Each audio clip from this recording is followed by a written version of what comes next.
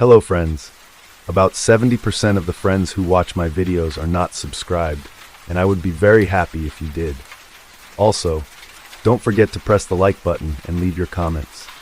Your interaction makes the content reach everyone and contributes to the growth of the channel. Thank you all. From which country or city do you follow, and what time are you watching this content? Now get comfortable and enjoy the stories.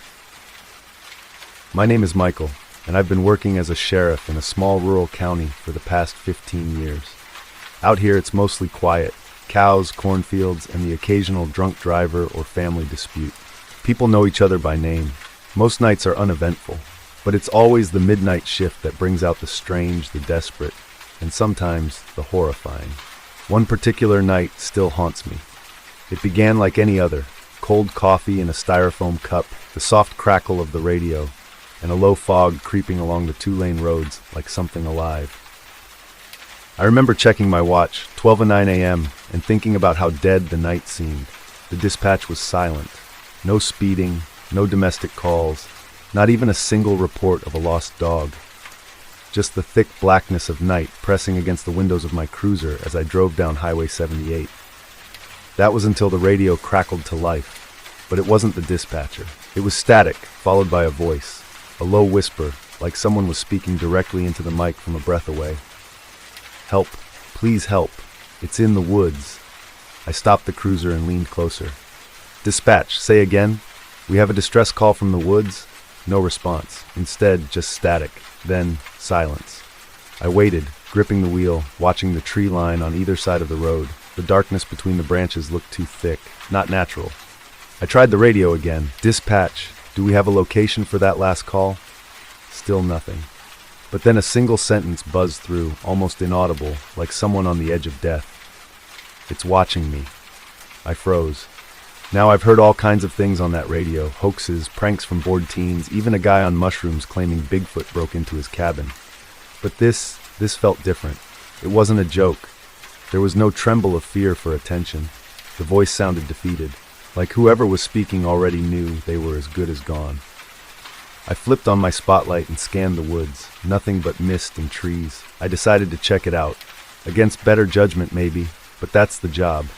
When someone calls for help, you go. I pulled off to the side of the road and grabbed my flashlight. As soon as I opened the door, I felt it. That awful stillness. Not a single cricket, not a breath of wind, just quiet. Thick, unnatural quiet. I stepped into the woods, the beam of my flashlight barely cutting through the dense fog that had started to gather between the trees. I didn't walk far, maybe 100 feet, when I noticed it. Boot prints in the soft dirt. Fresh. Headed deeper into the forest. Whoever made them was barefoot on the way back, but there were no prints showing they ever left. And that's when I heard it, a low clicking sound, like someone slowly tapping their teeth together just beyond the reach of my light.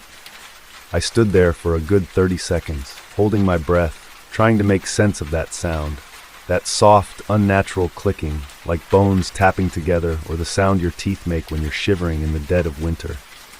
But this wasn't cold. The air was weirdly warm, thick and damp, like I had just stepped into another place entirely. The flashlight flickered for a moment, just once. Not enough to panic me, but enough to remind me that I was alone in the woods past midnight with no backup, no working radio, and a sound coming from somewhere in the dark that didn't belong in any sane part of the world. I called out, "This is Sheriff Michael. If anyone's out here, call back. I'm here to help." My voice felt swallowed by the trees. It didn't echo. It didn't bounce. It just faded, like the forest didn't want the sound. That clicking noise stopped. I don't know why, but something in me was relieved, until I realized silence wasn't any better. When it's quiet out here, you can usually still hear the natural stuff: owls, wind rustling the leaves, a raccoon getting into trouble. But this, nothing. It was like stepping into a soundproof box. And then I saw something that made my stomach twist. There was a tree about 15 feet ahead of me. Something was stuck in the bark. At first, I thought it was trash or maybe some animal had clawed into it. But no, it was fabric, torn denim, like someone had brushed too close and gotten caught. I walked closer and raised the light. There was blood. Not much, but enough. a few dark smears already drying, leading away from the torn denim deeper into the woods. I should have turned back. Every instinct told me to call it in, get more eyes out here, wait for backup. But there was something about that voice on the radio, that whisper of pure desperation. I couldn't just leave. I followed the trail, careful not to step directly on the prints or the blood. The deeper I went, the more I started to feel it. Pressure, not on my chest, not on my skin, inside my head. Like the forest was humming at a frequency too low to hear, but just strong enough to make me feel sick, disoriented. I kept blinking, trying to keep the edges of my vision sharp, but the fog was getting thicker, almost like it was moving. And then I found the jacket. It was hanging neatly from a branch, like someone had taken it off and placed it there on purpose. It wasn't just thrown or snagged, it was hung. The inside was dark with blood. The collar was torn, and underneath the branch, the ground was scraped like someone had been dragged. I took a step back.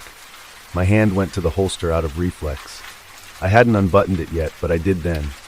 My thumb popped the snap open, just in case. I didn't like where this was going. Then the radio on my shoulder crackled again. Louder this time, clearer, but it wasn't dispatch. "You shouldn't have come," the voice said, low, male, calm. I froze. "Who is this?" I demanded. "Identify yourself." No response, just static. And then the clicking started again. This time it was right behind me. I spun around with the flashlight and my hand gripping the gun, but there was nothing. No movement, no eyes staring back at me, just more fog. But the sound, it was close. Too close. And then as I stood there, I saw something that made my blood run cold. There were handprints on the trees, all around me, dozens of them, pressed into the bark, some large, some small, all smeared with blood, and none of them were dry. I backed up slowly, scanning every direction with my flashlight, trying to catch any kind of movement, anything at all that could explain what I was seeing. The handprints were all over the trees like some kind of ritual, smeared and slapped like people had been trying to hold on, trying not to be taken. Some of them were low to the ground, like children had made them. That was the part that really got to me. The size of those prints. They were too small. Not just kids' hands, tiny hands. Like they belonged to something that had no business being out here in the woods in the middle of the night. I've responded to enough crime scenes to know what fresh blood looks like. The glisten, the thickness. It was recent. These weren't old stains from some animal fight or old hunting accident. Whatever happened here, it had just happened, and it might still be happening. Then the smell hit me. It was subtle at first, like copper and wet dirt, but it crept up into my nose and just stuck there. It was thick, familiar in the worst way, blood and rot, not death exactly, but the promise of it. That smell that says something bad already happened and something worse is probably on its way. My stomach turned and I took a deep breath through my mouth to steady myself. "Sheriff Michael," I called again, louder now. "If you're hurt, I can help, but I need to know where you are. Say something." Nothing. And then, barely audible, I heard breathing. It wasn't mine, and it wasn't human. It was low, ragged, wet, like something was struggling to pull air through a broken throat. It came from ahead, somewhere just beyond the beam of my flashlight. I lifted it slowly, and for a split second, just a blink, I thought I saw something move behind the trees. Not running, not walking, just shifting, like it was waiting. My hand went fully to my gun this time. I didn't draw it, but I was close. My finger hovered over the grip, and I forced myself to move forward, one slow step at a time. The leaves crunched beneath my boots. The air was so thick I could feel it pressing on my skin. That's when I noticed something else. The trees. They weren't normal anymore. They had carvings in them. Deep, deliberate markings, symbols I didn't recognize. Circles with slashes through them, triangles with eyes, spirals and crosses, layered on top of each other, carved with something sharp and heavy. Some of the bark had been peeled off completely, and in the center of the largest tree, one word had been scratched in jagged, frantic letters. Stay. I've seen gangs mark territory before, cults too. Once, back when I was just a rookie, I had to clear out a squat where some backwoods group was performing animal sacrifices. But this was different. It wasn't for show. It wasn't meant to scare. It felt like a warning, and I hadn't listened. I should have turned back then. That should have been the end of it. But I couldn't shake that voice on the radio. the desperation, the fear. I needed to know if someone was still alive out here.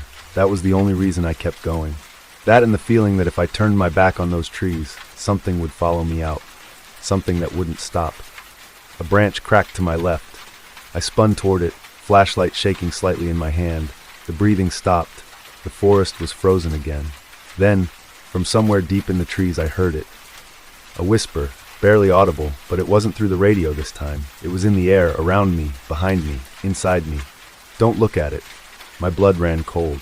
I turned slowly, every nerve in my body screaming not to. And that's when I saw it. A face, pale, sunken. Just for a moment, watching me from the space between two trees. Then it was gone. My legs locked. My mouth went dry. I stood there in the dark with my heart pounding like it wanted to break through my chest and run on without me. I kept my flashlight fixed on the space where the face had been, but there was nothing there now. Just trees, mist, and the absolute suffocating silence. It hadn't made a sound. No crunch of leaves, no rustle of branches. That face just appeared, staring at me with those hollow, sunken eyes, and then vanished like it had melted into the woods. I tried to breathe, to get control back, but my fingers were trembling. And the worst part, I couldn't tell you what I'd actually seen. It looked human, kind of. But there was something deeply wrong about it. The skin was too smooth, almost stretched.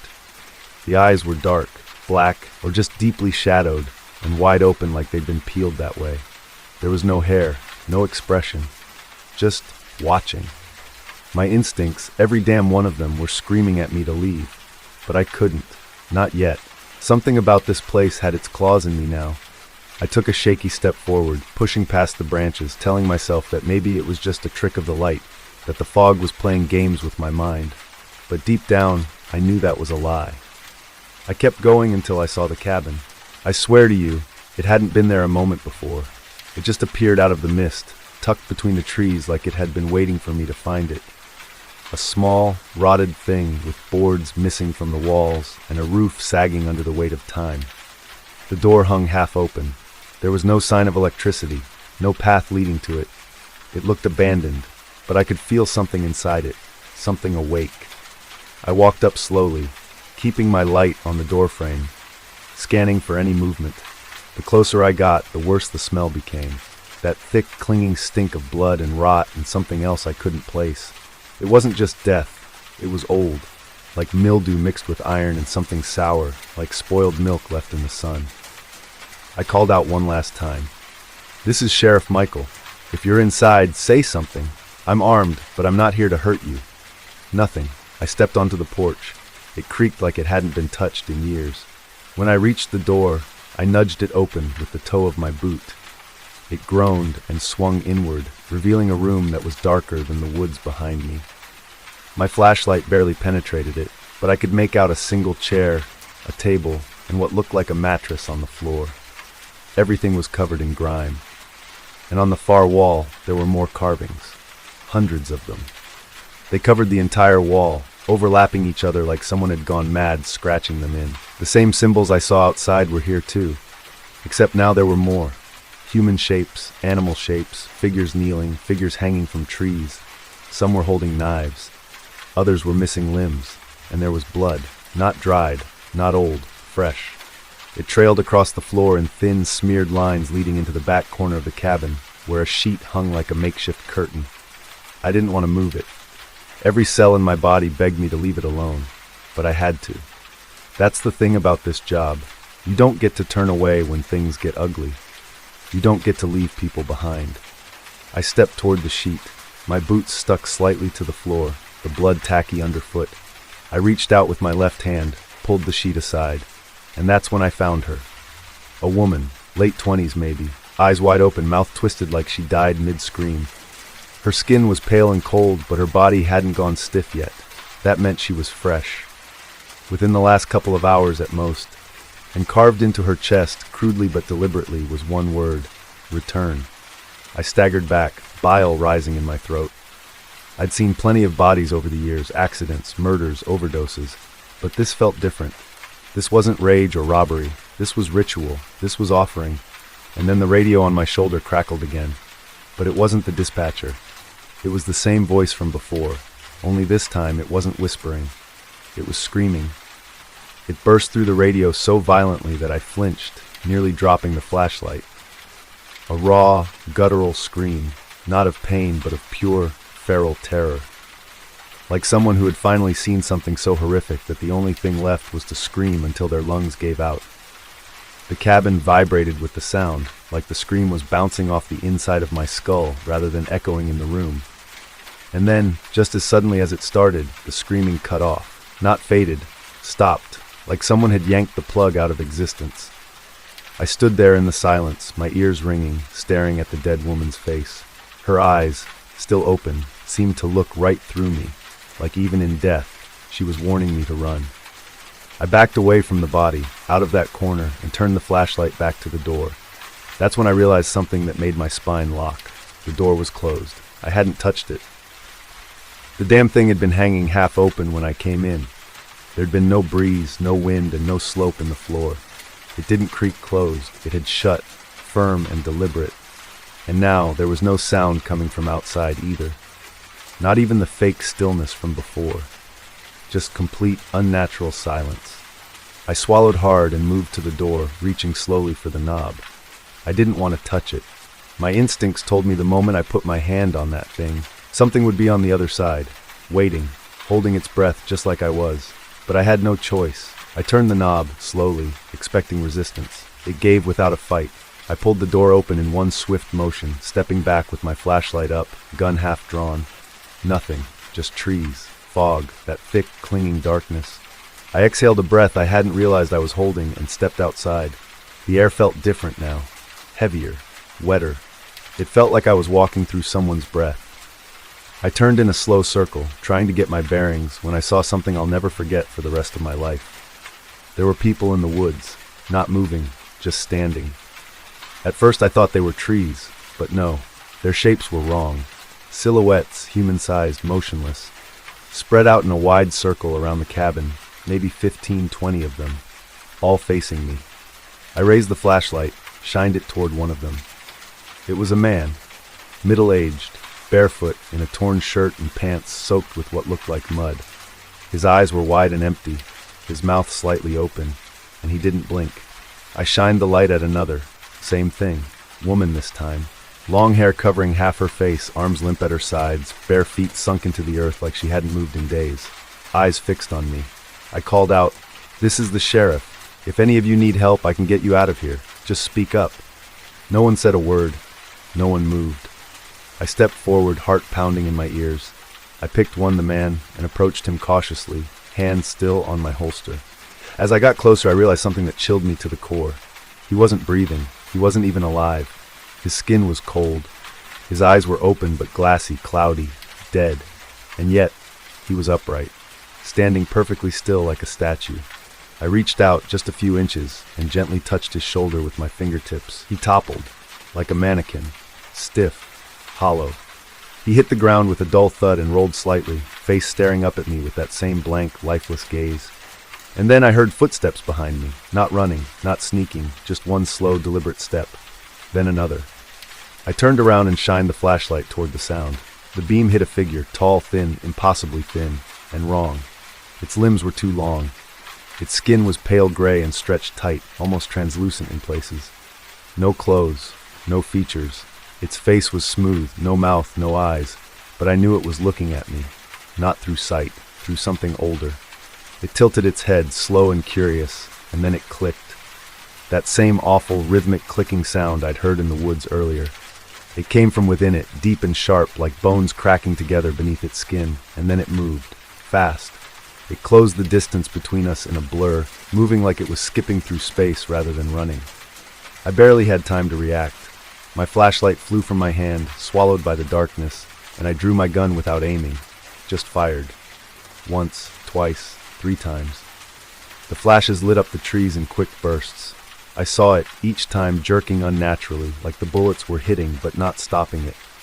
There was no blood, no sound, just that awful clicking growing louder, faster, like it was laughing at me, mocking me with every miss. I turned and ran.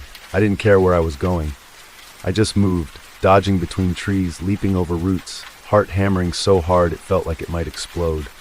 The cold air shredded my throat with every breath.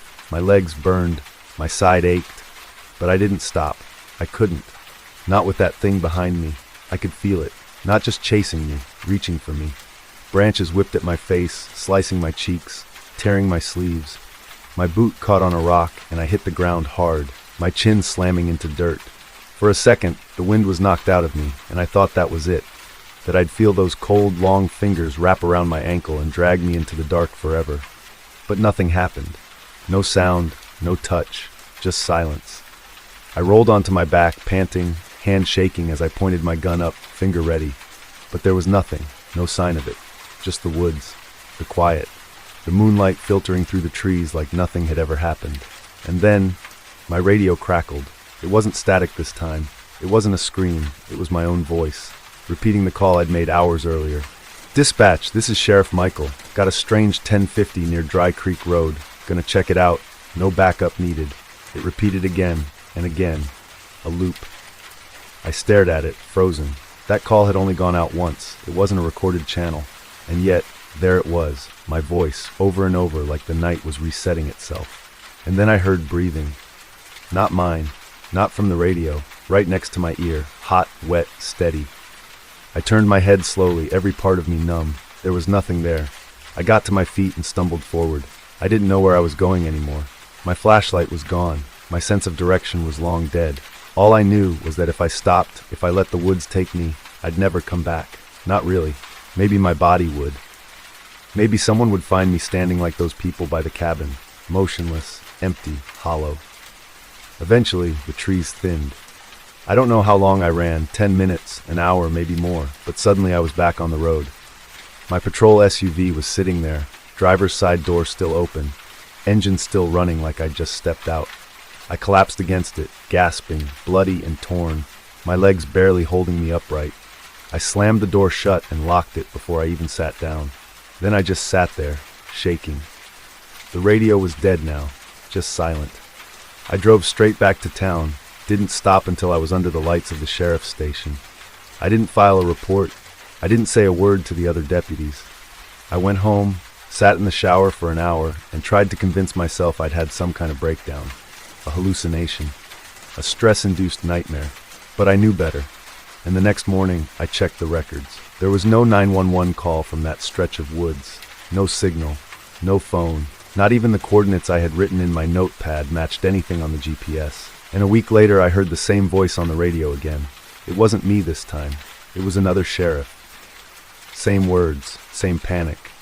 And that's when I knew that forest doesn't call for help. It calls for someone, anyone, and it always gets what it wants. Unit heading up to the Code 3 chase. Suspect was last reported southbound on Highway 99. Can you give me a warning following that call? Sheriff Robert Harlan's 23 years with the Creston County Sheriff's Department had hardened him to most of what the job could throw his way. The rural Montana county stretched over thousands of square miles of rugged terrain, much of it wilderness, and he'd seen everything from grisly hunting accidents to domestic disputes gone horrifically wrong. But nothing in his career prepared him for what happened during that blizzard in February 2018. The call came in just after midnight. A motorist had reported seeing headlights veering off Route 12 near the old Blackwood property, about 40 miles from town. With roads rapidly deteriorating under 8 inches of fresh snow and more falling, Harlan knew waiting until morning wasn't an option. He radioed Deputy Collins that he'd handle it himself since he lived closer to that area. The Blackwood property hadn't been occupied in nearly a decade. The last owners had abandoned it after a series of financial setbacks, leaving behind a crumbling farmhouse and several outbuildings that local teens occasionally used for parties. Harlan had chased trespassers off the land more times than he could count. But tonight, with temperatures dropping to -15 and visibility near zero, he doubted anyone would be there by choice. As he turned onto the unmarked access road leading to the property, his headlights caught the gleam of fresh tire tracks cutting through the snow. Following them slowly, he spotted a silver sedan, partially hidden behind a stand of pines. Its front end crumpled against a tree. The driver's door hung open, snow already accumulating on the seats. No sign of the driver. Harlan radioed in his location and the vehicle's license plate before grabbing his flashlight and service weapon. The bitter wind cut right through his sheriff's jacket as he followed a single set of footprints leading away from the car toward the old farmhouse. They appeared uneven, suggesting the person was injured. The two-story farmhouse loomed dark against the swirling snow. Most of the windows were boarded up, but Harlan noticed a faint light flickering somewhere on the second floor. The footprints led straight to the front door, which was slightly ajar. "Sheriff's Department," he called out, pushing the door open wider. "Anyone in here?" "I'm here to help." No response came from inside the darkened house. The air inside felt nearly as cold as outside, carrying a musty odor of decay and something else, something metallic and organic that Harlan instantly recognized from crime scenes. Blood. His flashlight beam revealed dusty floors with clear footprints, not just the fresh ones he'd been following, but multiple sets, crisscrossing the entryway. Some appeared to be days old, others fresher. None of this made sense. The property was miles from anywhere, practically inaccessible in this weather. "Hello?" "Sheriff's Department," he called again, louder this time. The house creaked and settled around him, but otherwise remained silent. Moving carefully through the first floor, Harlan found nothing but empty rooms, with peeling wallpaper and scattered debris. The footprints he'd been following led to a staircase, continuing upward. As he approached the stairs, his radio crackled to life, making him jump. "Sheriff, dispatch here.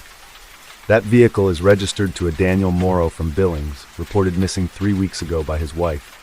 Over 3 weeks. The tire tracks outside were fresh, couldn't be more than an hour old." "Copy that," Harlan responded, keeping his voice low. "Send back up to my location. Possible connection to missing person." 10-4, but nearest units are at least 40 minutes out in this weather.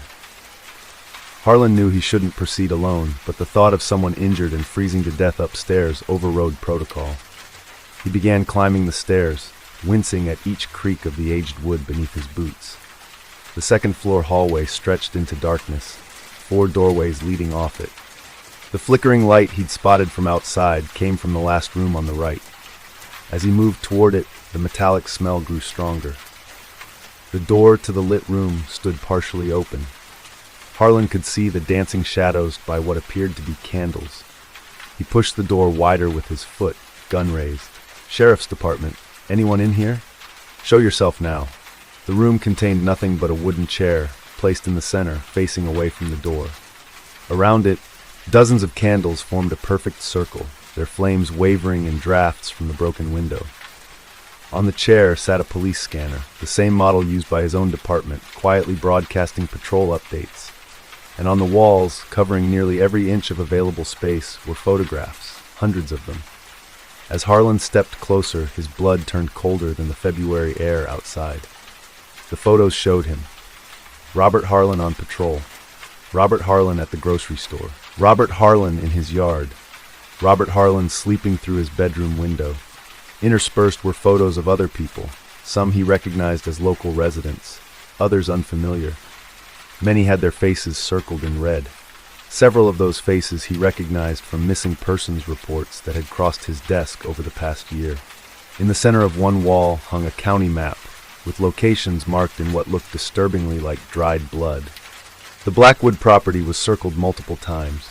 Before Harlan could process what he was seeing, a floorboard creaked in the hallway behind him. He spun around, but too late. Something heavy struck his arm, sending his gun clattering across the floor. Pain exploded through his shoulder as he stumbled backward. A figure stood in the doorway, face obscured by shadow. Not the injured motorist Harlan had expected to find, but someone larger, moving with purpose. "Been waiting for you, Sheriff," a voice said, familiar somehow, though Harlan couldn't place it. "Thought the weather might keep you away, but you're predictable, always responding personally to calls near your precious hunting cabin." How did this person know about his cabin? Few people knew he owned property just 5 miles from here. The figure stepped forward into the candlelight, revealing a face Harlan hadn't seen in years. Carter Walsh, a former deputy he'd fired for excessive force against suspects. "Walsh, what the hell is this?" "This," Walsh gestured to the photos, "is what happens when you take everything from someone. I've been documenting your life while planning how to end it. The former deputy held a hunting knife that glinted in the candlelight. Those missing people, they all wronged me in some small way.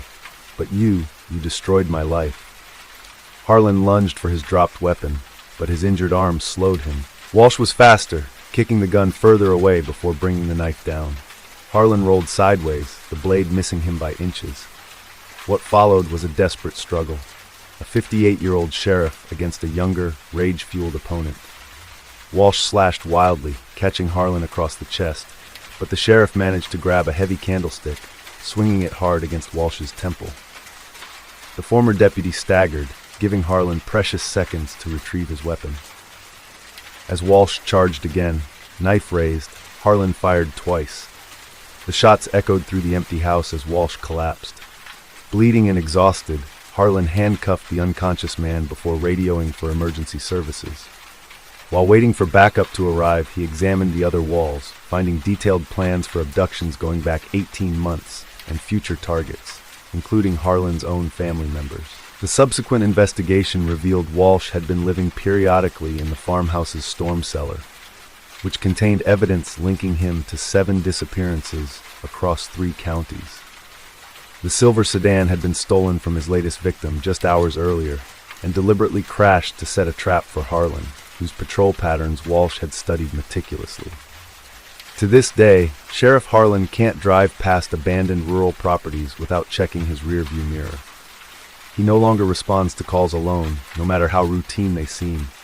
And every year, on the anniversary of that night, he visits the families of Walsh's victims, carrying the weight of not having stopped a predator who had once worn the same badge he did. The most terrifying part, Harlan often reflects, isn't that he nearly died that night. It's how long Walsh had watched him, studied him, and planned, all while Harlan remained completely unaware of the danger. And he wonders how many other threats might be out there, watching and waiting, just beyond the beam of his flashlight. The summer of 2002 began like any other for Sheriff Lucas Merritt of Pinewood County, Arizona. 17 years into his career, Merritt had developed a reputation as a steady, methodical lawman who rarely encountered cases that couldn't be resolved through patience and careful police work. At 52, with salt and pepper hair and the weathered face of someone who'd spent decades under the southwestern sun, he was respected throughout the sprawling rural county he'd sworn to protect. July 12th started with routine paperwork and a couple of minor traffic incidents. Nothing to suggest it would become the day that would haunt Merritt for the rest of his life. Around 2 p.m., dispatch received a call from a hiker who had stumbled across what appeared to be an abandoned campsite near Hidden Valley, a remote area about 40 miles from the county seat. The hiker reported finding personal belongings scattered around the site, including a wallet with identification, but no sign of the campers. Merritt decided to check it out himself. Hidden Valley was difficult to access, a narrow canyon surrounded by steep mesas, popular with experienced hikers and rock climbers, but rarely visited by casual tourists. The sheriff had been there only twice before, both times for rescue operations involving injured climbers. The drive took nearly an hour, along increasingly rugged roads, eventually requiring Merritt to continue the last 3 miles on foot. The summer heat was oppressive, even in the late afternoon, and Merritt was sweating heavily by the time he reached the coordinates provided by the hiker. The campsite was immediately unsettling. A 2-person tent remained standing, but had been partially collapsed on one side. Cooking equipment was arranged neatly beside a fire pit, looking as if the campers had been preparing a meal. A cooler contained food that had spoiled in the heat, suggesting the site had been abandoned for at least several days. Most concerning was the state of the personal belongings. Clothing, hiking boots, and backpacks were scattered in a wide radius around the camp, as if thrown during a struggle or in panic. Merritt found the wallet mentioned by the hiker. It belonged to Dr. Alan Reeves, a geology professor from University of Arizona in Tucson. A second ID found in a purse identified Dr. Catherine Langley, also from the university's geology department. A quick call to dispatch confirmed both were indeed reported missing 3 days earlier, when they failed to return from what was supposed to be a weekend research trip. As Merritt continued his search of the area, he noticed something odd. The ground around the campsite showed numerous footprints, but there was a clear trail of prints leading away from the camp toward the canyon wall. Following them, he found they disappeared abruptly at the base of a seemingly solid rock face. Puzzled, Merritt examined the area more carefully and discovered that what appeared to be part of the natural canyon wall was actually a camouflaged entrance to a cave or tunnel. Someone had constructed a clever door using local rock and materials that blended almost perfectly with the surroundings. Only up close was the scene visible. Protocol dictated waiting for backup, but with 2 people missing and the nearest deputies at least an hour away, Merritt decided to investigate further. He drew his service weapon, switched on his flashlight, and cautiously entered the hidden passage. The tunnel was surprisingly well constructed, about 6 feet high and 4 feet wide, with rough-hewn walls that extended deep into the mesa. The air inside was noticeably cooler and carried a strange chemical odor Merritt couldn't identify. After about 50 yards, the passage opened into a larger chamber that stopped the veteran sheriff in his tracks. The space had been converted into a crude laboratory. The tunnels were covered with scientific equipment, microscopes, centrifuges, chemical containers, and various instruments Merritt didn't recognize. Computer equipment lined one wall with monitors displaying geological survey maps and what appeared to be chemical formulas. Most alarmingly, there were restraints attached to 2 examination tables in the center of the room. "Sheriff's Department," Merritt called out, his voice echoing off the stone walls. "Anyone here?" No response came, but a faint sound, something between a moan and a whimper, emanated from deeper in the cave system. Following it, Merritt discovered a second chamber, where he found Dr. Reeves and Dr. Langley. They were alive, but in terrible condition. Both were severely dehydrated, with multiple injection marks on their arms. Langley was semi-conscious, while Reeves appeared delirious, muttering incoherently about breakthrough and changing everything. Neither seemed to have any awareness of Merritt's presence. As he radioed for emergency medical assistance, Merritt heard an engine start outside, a sound that shouldn't have been possible given the remote location. He rushed back through the tunnel to find a dust cloud rising from a previously unnoticed track, leading away from the canyon in the opposite direction from which he had approached. With the victims needing immediate medical attention, Merritt couldn't pursue. Instead, he returned to provide what care he could while waiting for help to arrive. It took the rescue team 3 hours to reach them, and another 4 to evacuate the professors to the nearest hospital. The subsequent investigation revealed a disturbing story. The hidden facility had been operating for at least 2 years, based on journals and records recovered from the computers. A group calling themselves the Pioneers had been conducting unsanctioned experiments related to a unique mineral formation found only in Hidden Valley. Experiments involving chemical compounds with potential military applications. Dr. Reeves and Dr. Langley hadn't stumbled onto the site by accident. Their research had led them to Hidden Valley, specifically to study the unusual geology. The Pioneers had been monitoring academic publications on the subject and intercepted the professors before they could document their findings. Most disturbing were the medical logs, which detailed how the Pioneers had been using the professors as test subjects, administering various compounds derived from the minerals and documenting the effects. The journals described previous subjects as well, raising the possibility that other missing persons cases might be connected. Despite an extensive multi-agency investigation involving the FBI and state police, none of the perpetrators were ever apprehended. The hidden laboratory had been professionally sanitized before Merritt discovered it, leaving few forensic traces. The vehicle tracks led to a state highway, where the trail went cold. Dr. Langley eventually recovered enough to provide a partial description of their captors: 3 men and a woman who wore surgical masks during their procedures. She recalled they spoke about national security and necessary sacrifices, but could provide few identifying details. Dr. Reeves never fully recovered. The unknown substances had caused permanent neurological damage, leaving him with tremors, memory loss, and episodes of paranoia. 6 months after his rescue, he took his own life, leaving behind a note that read only, they're still watching. They'll never stop. For Sheriff Merritt, the case became an obsession. He spent countless off-duty hours searching for connections, following up on similar disappearances across the Southwest. 3 years after the incident, while investigating an abandoned ranch property that he believed might be connected to the pioneers, Merritt received an anonymous envelope containing a single photograph, a surveillance image of himself and his wife, standing on their front porch, taken just days earlier. The message was clear: stop investigating. With a family to protect, Merritt reluctantly backed off the active investigation, but he never stopped collecting information. After his retirement in 2009, he assembled a comprehensive file on the pioneers and entrusted copies to several journalists and fellow law enforcement officers, with instructions to release the information should anything happen to him. Merritt still lives in Pinewood County, though he's moved twice since the incident. He keeps a loaded shotgun by his bed and has installed extensive security around his home. Every few months, he receives a blank postcard with a simple drawing of a pioneer wagon, a reminder that someone is still watching. The Hidden Valley facility was destroyed by a mysterious fire in 2004, erasing most of the physical evidence.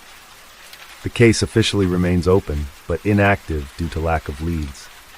Occasionally, reports surface of similar laboratories discovered in remote locations across the American Southwest, but no definitive connection to the pioneers has been established.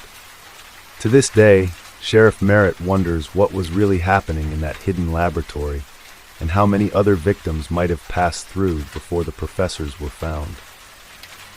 But his most troubling question remains unanswered. How high up did the protection for these pioneers go? And what were they really trying to achieve in that remote canyon that was worth the lives they took?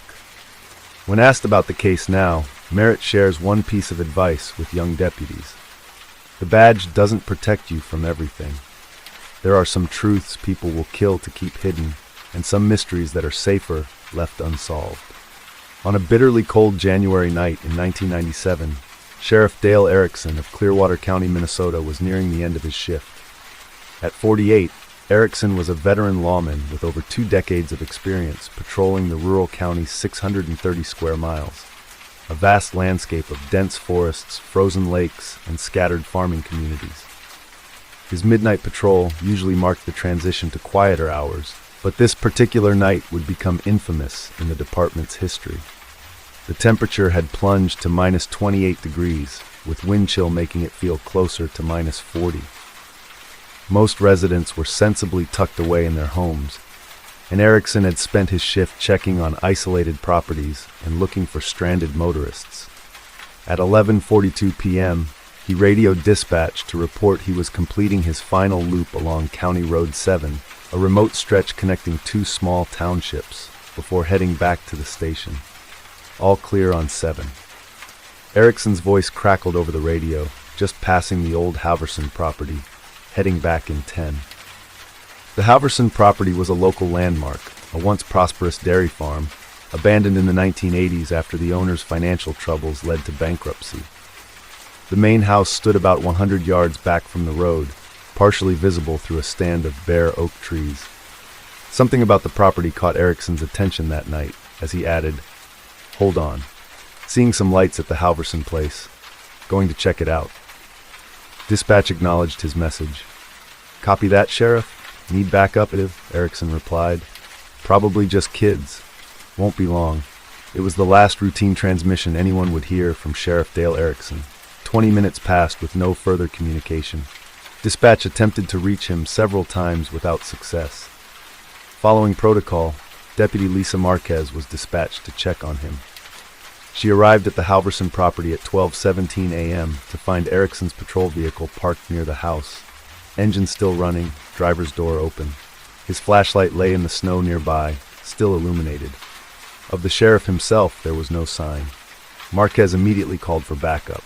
Within the hour, every available officer in the county had converged on the scene. The house and outbuildings were searched thoroughly, yielding nothing except for a single set of footprints, bleeding from Erickson's vehicle toward the main house, before suddenly stopping about halfway there, as if he had vanished mid-stride. The snow covering the property was pristine and undisturbed beyond Ericsson's own tracks. There were no tire marks besides those from his vehicle, and later Marquez's. No evidence of other footprints. No signs of struggle. His service weapon remained holstered, on fire. The only unusual detail was his radio, found 20 feet from where his footprints ended, partially buried in snow. By dawn, the search had expanded to include state police, search dogs, and volunteers from neighboring counties. Helicopters with thermal imaging technology scanned the area once daylight broke. Days turned into weeks as the search continued, expanding to cover miles of surrounding wilderness. Sheriff Dale Erickson had simply vanished without a trace. The investigation explored every possibility. Given the extreme cold, one theory held that Erickson had somehow become disoriented due to hypothermia, wandered off, and succumbed to the elements. But the dogs never picked up his scent beyond where his footprints ended, and extensive ground searches found nothing to support this theory. Another line of inquiry focused on whether Erickson might have had enemies, perhaps someone he'd arrested seeking revenge. His case files were thoroughly reviewed, and numerous interviews conducted with individuals who might harbor grudges. Nothing substantive emerged. The case took a bizarre turn 3 weeks after Erickson's disappearance, when dispatch received a radio transmission on the department's frequency at exactly 11:42 p.m., precisely the time of Erickson's last routine call. The voice was distorted and barely intelligible, but audio analysts later confirmed it contained what sounded like Huff. Erickson saying, "Not alone here," something in the before dissolving into static. The transmission was triangulated to have originated from the vicinity of the Halverson property, but when officers rushed to the scene, they found it undisturbed, exactly as it had been since that January night. The radio recovered from the snow weeks earlier remained in evidence lockup. 6 months after the disappearance, a development breathed new life into the investigation. A teenage couple trespassing at the Halverson property to explore the abandoned buildings discovered Erickson's badge partially embedded in the concrete floor of the house's root cellar, a small underground storage space traditionally used for preserving vegetables. The concrete appeared freshly poured around the badge. Investigators immediately excavated the entire cellar floor, expecting the worst. What they found beneath the concrete raised more questions than answers. There was no body, but rather a natural cavity in the earth, what appeared to be an entrance to a small cave system not documented in any county geological survey. The passage descended sharply before becoming too narrow for adult exploration after about 30 feet. Specialized cave rescue teams were brought in to map the system. They discovered the passage eventually connected to a larger underground network that extended for miles beneath the county, a network that geologists confirmed shouldn't exist given the region's limestone-poor bedrock. Most disturbing was what the teams found approximately 300 feet into the system. Sheriff Erickson's service revolver, his department-issued flashlight, different from the one found in the snow, and a handheld digital recorder. The items were arranged in a neat triangle on a flat rock surface, as if deliberately placed there. The recorder's battery had long died, but when technicians managed to extract the data, a single audio file timestamped 11:53 p.m. on the night of Erickson's disappearance, 11 minutes after his last radio contact. The recording begins with heavy breathing and what sounds like movement through confined spaces. Erickson's voice, unusually tense, narrates, "Following tunnel under Halverson Place. Heard sounds coming from root cellar. Floor was already open when I arrived. Never knew this was down here." After about 2 minutes of movement sounds, Erickson whispers, "Something's not right. Air feels wrong. Smells like copper and something else, like ozone after lightning." Another minute passes with just the sound of cautious footsteps and occasional heavy breathing before Erickson speaks again, his voice now urgent. "Jesus Christ. There's light ahead. Blue light. It's pulsing. And there's something moving around it. Several somethings. Not human. Not animal either. I'm gonna try to..." The recording captures a sudden rush of air, like a strong wind in a confined space, followed by a sound analysts have been unable to identify. Described variously as mechanical humming combined with something organic, and like multiple voices speaking backwards simultaneously. Erickson's final words on the recording come through clearly, despite his obvious terror. "They've seen me. God help me. They're coming this way. If anyone finds this, don't come down here. Seal it up. Whatever's down here has been here a long time, and it needs to stay buried." The recording ends with the sound of Erickson apparently running, followed by a scream that audio experts have determined was cut short, not by the recorder being damaged or turned off, but by the sound itself, ceasing unnaturally, mid-vocalization. County authorities made the controversial decision to seal the cave system, pouring hundreds of gallons of concrete into the entrance, discovered beneath the Halverson property. The official explanation cited dangerous structural instability, though internal documents later obtained through Freedom of Information requests referred to unexplained biological contaminants found in soil samples from the cave. Strangest of all was the fate of the recording itself. 3 separate copies were made by the investigation team, but within weeks, all had degraded into unrecoverable static. The original likewise became corrupted while in evidence storage. No usable version of Sheriff Erickson's final moments remains in existence. Dale Erickson was officially declared dead in 2004, 7 years after his disappearance. The case remains technically open, but not active. His widow still lives in Clearwater County and has never remarried. The Halverson property was purchased by the county in 1998, and the buildings demolished. The land remains undeveloped, surrounded by chain-link fencing and posted with no trespassing signs. Once a year, on the anniversary of Erickson's disappearance, his former deputies, many now retired, hold a small memorial service at the site. Perhaps the most unsettling postscript to the story came in 2015, when scientists from the University of Minnesota, conducting geological surveys in the county, recorded unexplained seismic anomalies centered exactly beneath the former Halverson property. Rhythmic vibrations occurring precisely every 28 days that one researcher described as almost like something down there is breathing. County maps now mark the area with a simple designation, restricted access environmental hazard. Locals have a different name for it. They call it Erickson's Hole, and even the most skeptical residents of Clearwater County make a point of driving miles out of their way to avoid passing the property after dark. The true nature of what Sheriff Dale Erickson encountered beneath the Halverson farm remains unknown. What is certain is that something in those unknown depths took a good man from his family and community, leaving behind only fragmentary evidence of horrors that perhaps we're fortunate not to fully understand. In the late autumn of 2009, Sheriff Thomas Keller of Red Pine County, Wisconsin, was approaching his 4th year in office with a solid record of public service. At 41, Keller was respected in the rural community of just over 17,000 residents spread across dense forest land and small farming communities. He'd grown up there, left for the Army, served as a military police officer, then returned home to join the sheriff's department. While not without its challenges, occasional drug problems, domestic disturbances, and the usual rural crimes, Red Pine County was generally considered a peaceful place to live. That perception changed forever on October 12, 2009, when the first letter arrived. It was a Monday morning when Keller found the envelope among routine paperwork on his desk. Nothing about it seemed unusual at first. An open white business envelope, his name and title typed on the front, no return address. He assumed it was from a local resident, perhaps with a complaint or suggestion too sensitive to share in person. Inside was a single sheet of paper with a typed message. "Sheriff Keller, I know what happened to Miranda Collins. I saw everything. Check the old processing plant at the north end of Ridge Road. Storage room B behind the broken compressor. You won't find Miranda, but you'll find proof. I can't come forward. He knows who I am, a concerned citizen." The message immediately seized Keller's attention.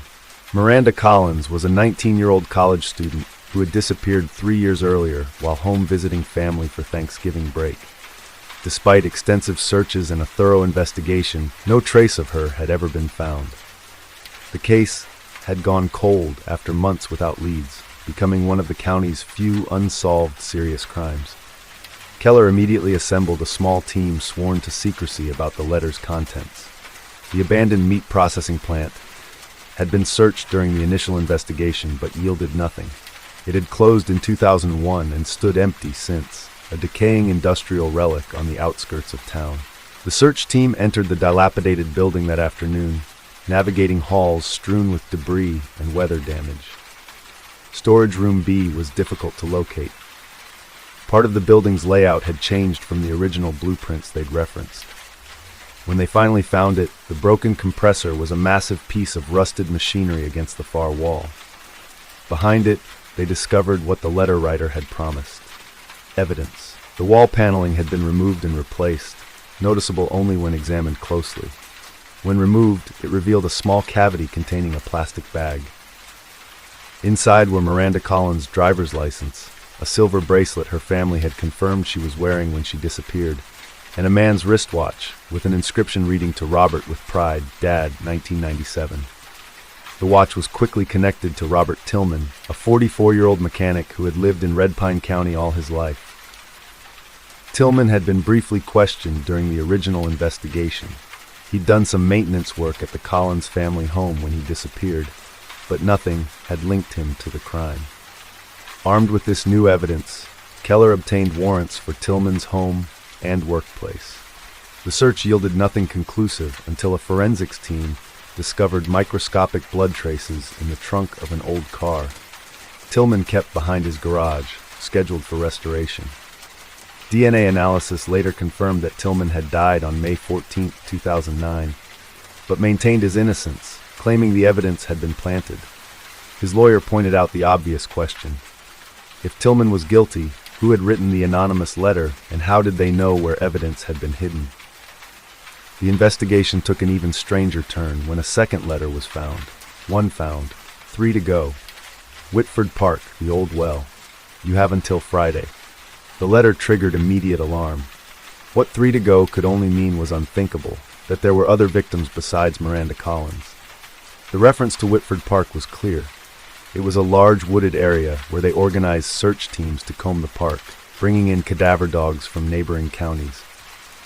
On the second day of searching, they discovered an old stone well hidden by decades of overgrowth in a remote corner of the park. It had been covered with plywood and concealed by brush and fallen leaves.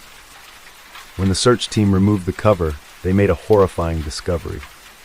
At the bottom of the dry well shaft, they found remains. Forensic examination would later identify them as belonging to Eliza Watterson, a 22-year-old who had disappeared in 2001 while jogging near the park. Her case had been treated as a likely runaway at the time, based on some personal problems and a note found in her apartment that suggested she was planning to leave town. A third letter arrived before the identification of the sheriff. Your county has forgotten too many. The logging road off Highway 16, mile marker 34. The clearing with the lightning-struck pine, 6 feet down. You won't believe who put her there. Clocks ticking. This time, Keller called in state investigators. The letter writer was revealing crimes that had gone completely undetected, people who hadn't even been reported missing or whose disappearances were the main causes. As they prepared to search the logging road location, Keller noticed something disturbing. The letters were being placed directly on his desk, not coming through mail. Someone with access to the sheriff's department was delivering them. The search at the logging road location yielded another set of remains, these much older. They would eventually be identified as Carol Masterson in 1998, after leaving a resignation letter at her workplace. Her family had received postcards from various locations around the country for almost a year after her supposed departure. Postcards that investigators now determined had been written by someone else. Keller ordered a review of all missing persons and suspicious departure cases from the past 15 years. Security cameras were installed covering his office door and all station entrances. The fourth letter somehow appeared on his desk despite these precautions. Last one, Sheriff, she's the one that started it all. Harrison Quarry, North Face, behind the fallen rocks. I've given you justice for 4 forgotten souls. Now you need to look at your own department. The monster wore a badge. It was the only thing Harrison Quarry was an abandoned granite quarry that had closed in the 1970s. The site yielded the remains of Patricia Donahue, who had disappeared in 1997 at age 20. She had been classified as a runaway due to a history of conflicts with her parents. Though they had always maintained that a badge could only mean law enforcement, possibly someone still working in the department, Keller brought in state investigators to handle the internal investigation, removing himself from direct involvement to avoid any conflict of interest. Security footage showed no one entering Keller's office during the times the letters could have been delivered. Whoever was placing them came from an unexpected source. Forensic analysis of soil samples from Patricia Donahue's remains contained microscopic particles of a specialized boot polish used primarily by military and police. This same polish was found in soil samples from the other 3 crime scenes as well, suggesting the same person had been present at all 4 locations. During all 4 disappearances, former Sheriff William Garrett, who had retired in 2005 after 27 years with the department. Garrett had been Keller's mentor and the person who had encouraged him to run for sheriff after his retirement. The evidence was circumstantial but compelling enough for a search warrant for Garrett's rural property. Their investigators found a locked workshop belonging to him to at least 2 of the victims. Most damning was a collection of personal items in a hidden floor safe. Apparent trophies including Miranda Collins' student ID card and Carol Masterson's house key. William Garrett was arrested on November 9, 2009.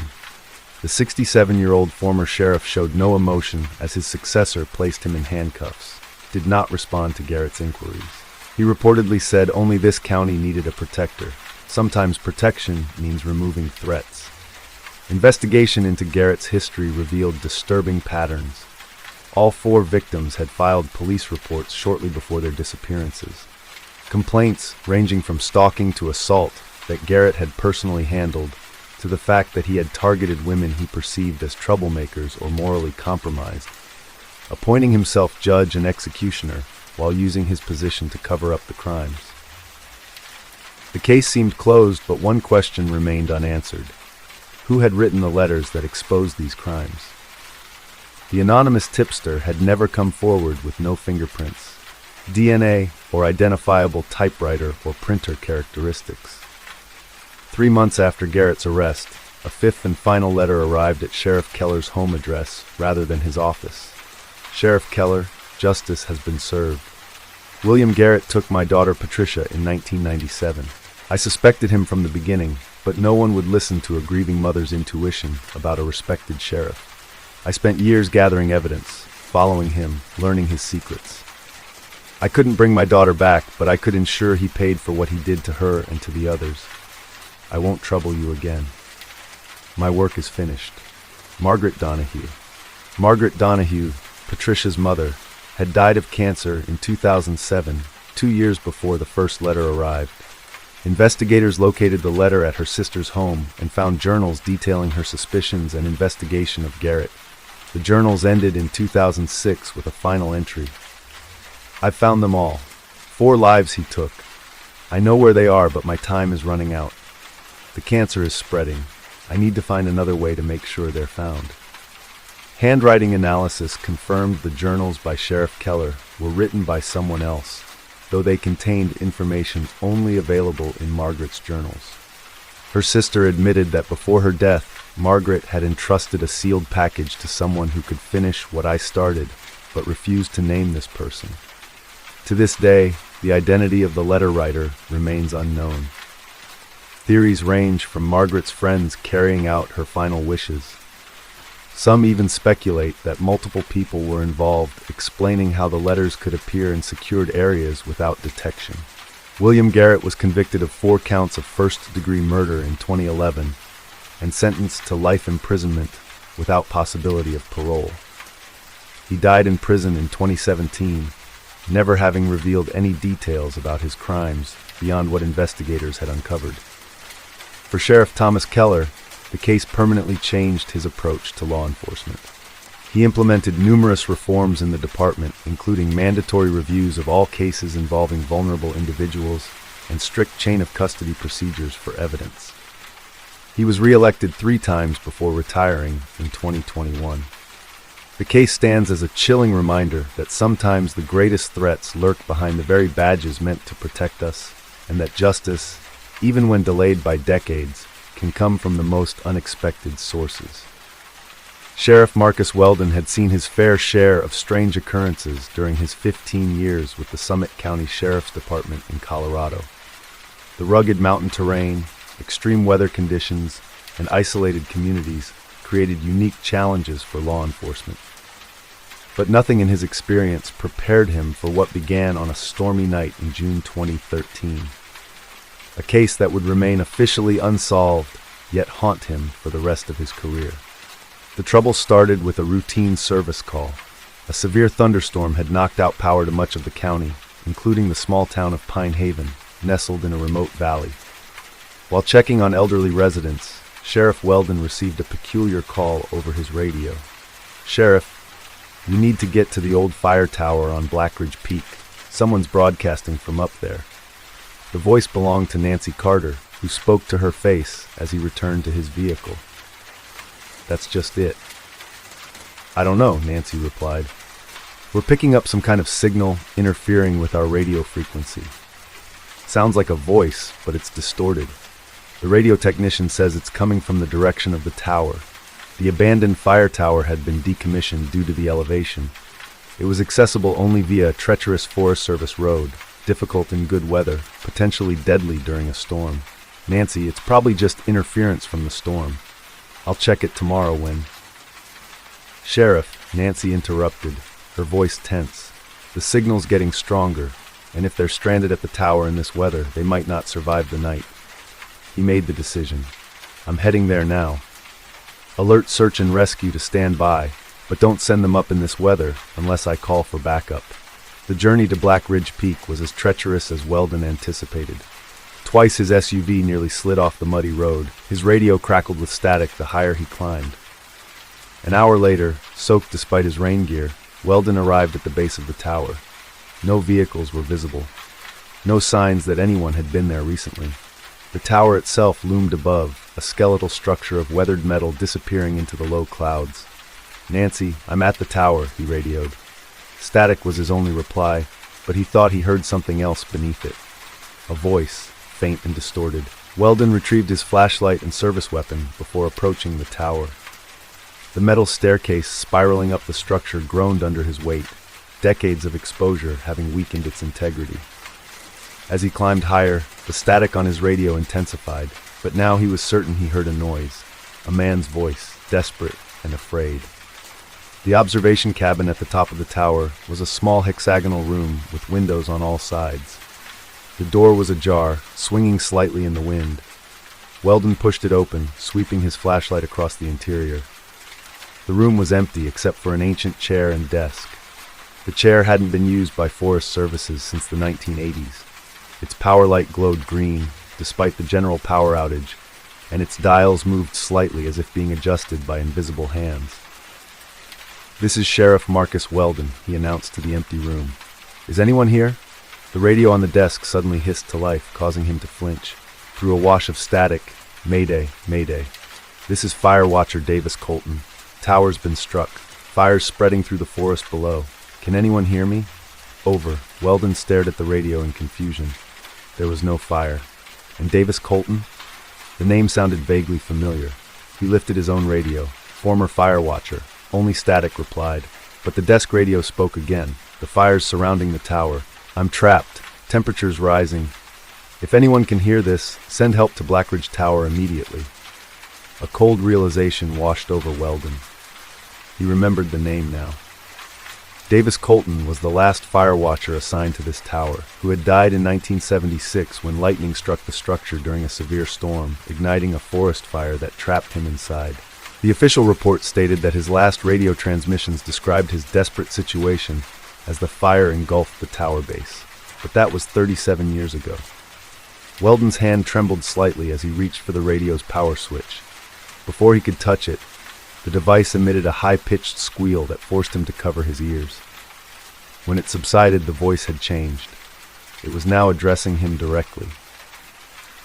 "Sheriff Weldon, finally someone hears me. I've been broadcasting for so long." The hair on Weldon's neck stood on end. How do you know my name? I see everyone who comes up here, the voice replied, but they never stay long enough to hear me. The frequency only aligns during storms, when conditions match the night I died.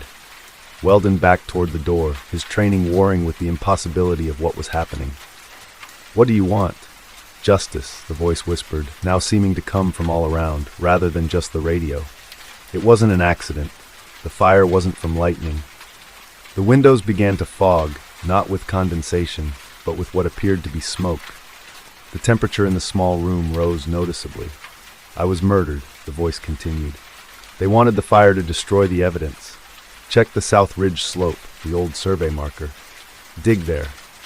Suddenly the radio sparked and went silent. The smoke-like fog dissipated and the temperature returned to normal. Weldon stood frozen for several minutes before finally gathering himself and descending the tower in the now subsiding rain. Back at the department, records confirmed Davis Colton had indeed died in a fire at the tower in 1976. The official cause was a lightning strike, though the report noted the radio somehow continued functioning long enough for dispatchers to record Colton's final moments. Those recordings had been sealed as part of the investigation and subsequently lost during a department relocation in the 1990s. Against all logic and protocol, Weldon returned to Blackridge 3 days later with ground-penetrating South Ridge survey marker. They discovered an anomaly 3 feet below the surface. Excavation revealed a metal box containing a journal and a damaged audio recorder, both belonging to Davis Colton. The journal's final entries detailed Colton's discovery of illegal logging operations in protected areas of the forest, operations apparently sanctioned by county officials at the time. The last entry dated mentioned gathering photographic evidence and a planned meeting with federal authorities. Forensic analysis of Colton's remains, exhumed for re-examination, found evidence inconsistent with the original fire death determination. Trace amounts of an accelerant were detected on bone fragments, and fractures to the skull suggested trauma prior to the fire. Davis, the county commissioner, Forest Service supervisor, and sheriff from that era were long deceased. The statute of limitations on most associated crimes had expired, though murder had none. The investigation file remains open but inactive, listed as unresolved rather than closed. Sheriff Weldon never returned to the tower after recovering the evidence. He did not go into detailing the radio phenomenon, but omitted his conversation with what appeared to be Colton's voice, citing just an anonymous tip leading to the discovery at the survey marker. Unexplained radio interference continues to affect emergency frequencies in Summit County during severe thunderstorms, particularly near the radio transmitter, despite multiple removals. Each time, it sits on the desk, dusty and unpowered, yet somehow untouched by decades of exposure to the elements. Sheriff Weldon retired in 2019, but locals say he still monitors an old emergency band radio during storms, sometimes until dawn, listening carefully through the static of the radio. Sheriff Elena Vasquez of Sagebrush County, New Mexico, found herself at the center of a case that would challenge not only her investigative skills, but also her understanding of human psychology and the dark corners of rural isolation. 43 years old and 6 years into her tenure as sheriff, Vasquez had built a home punctuated by small communities and vast, empty spaces. The case began with a 911 call from a panicked tourist who had been hiking near the dried riverbed of the Piedra Arroyo, a seasonal waterway that ran through the western part of the county. The hiker reported finding what appeared to be bones, confirming the grim discovery before calling in Sheriff Vasquez. When Vasquez arrived at the scene, she found something stranger than she had anticipated. The remains weren't recent. They appeared to be at least several years old, possibly longer. Vasquez would later tell investigators, someone had taken great care with the placement. It wasn't random or the result of animal activity. It was deliberate, almost ritualistic. Forensics experts determined the remains belonged to a man in his 30s who had died approximately 5 to 7 years earlier. Cause of death was a single gunshot wound to the back of the head, execution style. The absence of the victim's hands complicated identification efforts, as they had apparently been removed post-mortem. The investigation might have stalled there, another unsolved cold case in a remote area. but the remains was discovered in nearly identical circumstances, arranged in a perfect circle in another section of the dried arroyo, roughly 8 miles downstream from the first site. These remains were older, estimated at 8 to 10 years, but with the same activity. Media from Albuquerque and even national outlets began arriving, putting pressure on Vasquez and her small department of 11 deputies. Working with the state police and FBI, Vasquez established a task force dedicated to what was now being called the Arroyo Circle, and eventually identified as Miguel Hernandez, a seasonal farm worker who had been reported missing in 2010. The second victim remained unidentified. Then came the breakthrough that would give the case its truly bizarre dimension. A retired geologist named Thomas Reese contacted the sheriff's office after seeing the facial reconstruction of the county years earlier. More significantly, Reese provided photographs he had taken of unusual rock formations near where both bodies had been discovered. The photographs showed that each body had been placed at locations where the arroyo widened into shallow pools during the rainy season. More specifically, the arroyo had perfect circles against the surrounding landscape. The killer wasn't creating the circles with the bones, Vasquez realized. He was matching patterns already present in the landscape, patterns only visible from above, or when the arroyo filled with water during flash floods. Circular patterns formed during seasonal flooding. 3 of these locations had already been searched without finding remains. The 4th site, however, yielded another grim discovery, a 3rd victim arranged in the familiar circular pattern. It matched evidence from an unsolved assault case from 2013 involving a geology graduate student named Daniel Covington, who had been conducting field research in the area before disappearing. Covington's research notes recovered from his abandoned house and mentioned encounters with a local resident, a former surveyor, who had shown unusual interest in Covington's research, particularly his aerial photography equipment. This led Vasquez to Leonard Merrick, a 72-year-old former Bureau of Land Management investigations. There was nothing suspicious, though Vasquez noted Merrick's extensive knowledge of the arroyo's topography and his collection of aerial maps dating back to the 1970s. The investigation appeared to be at another impasse until Sheriff Vasquez would have been briefly filled with water. Furthermore, each body had been positioned so that when the waters receded, the remains would be the last element to emerge from the drying mud, creating a brief period when, if necessary, in a locked storage shed, investigators discovered thousands of photographs, decades of aerial documentation, showing the arroyo's changing patterns through seasonal flooding. Interspersed were disturbing images capturing the circular pools with what appeared to be human heads at their centers, photographs taken from a small drone Merrick had modified for extended flight capabilities. The most damning evidence came from photographs photographed against topographical maps of the region. When confronted with this evidence, Merrick's composure finally broke. His confession, recorded over a 14-hour interview, revealed a disturbed mind obsessed with patterns and connections between objects like joints in a skeleton. I didn't create anything new. I completed what was already there. Merrick had spent decades mapping and remapping the region, developing what psychiatrists would later diagnose as a delusional belief system centered around the landscape and its interconnected logic. People who had shown interest in the arroyo's formations, hikers, prospectors, researchers, were, in his mind, already chosen by the landscape. He would observe them for days, sometimes weeks, before approaching them with offers to show them hidden and place their bodies at precise coordinates he had calculated based on his surveys. The arroyo's seasonal flooding was central to his ritual. He timed the placements so that when water briefly filled the circular formations, he could photograph the scene from above, capturing the moment when his offerings began to flow, first-degree murder. During his trial, psychiatric evaluations revealed a severe delusional disorder that had gone untreated for decades, likely exacerbated by extreme isolation. Nevertheless, he was found competent to deal with the file. "What haunts me isn't just the calculated brutality," she later wrote in a presentation for a law enforcement conference. "It's how someone could live among us for decades, seeing a completely different reality. a reality where everything remains later determined to date from the 1990s, well within Merrick's active period. Forensic analysis confirmed his methodology, though Merrick, now in declining health, refused to confirm any additional victims beyond the 3 he had confessed to.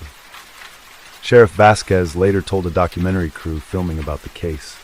During significant rainfall, she still personally visits the circular formations along the Piedra Arroyo, ensuring they contain nothing but flowing water and the reflections of clouds passing overhead. In March of 2011, he faced the most perplexing investigation of his 2022-year career.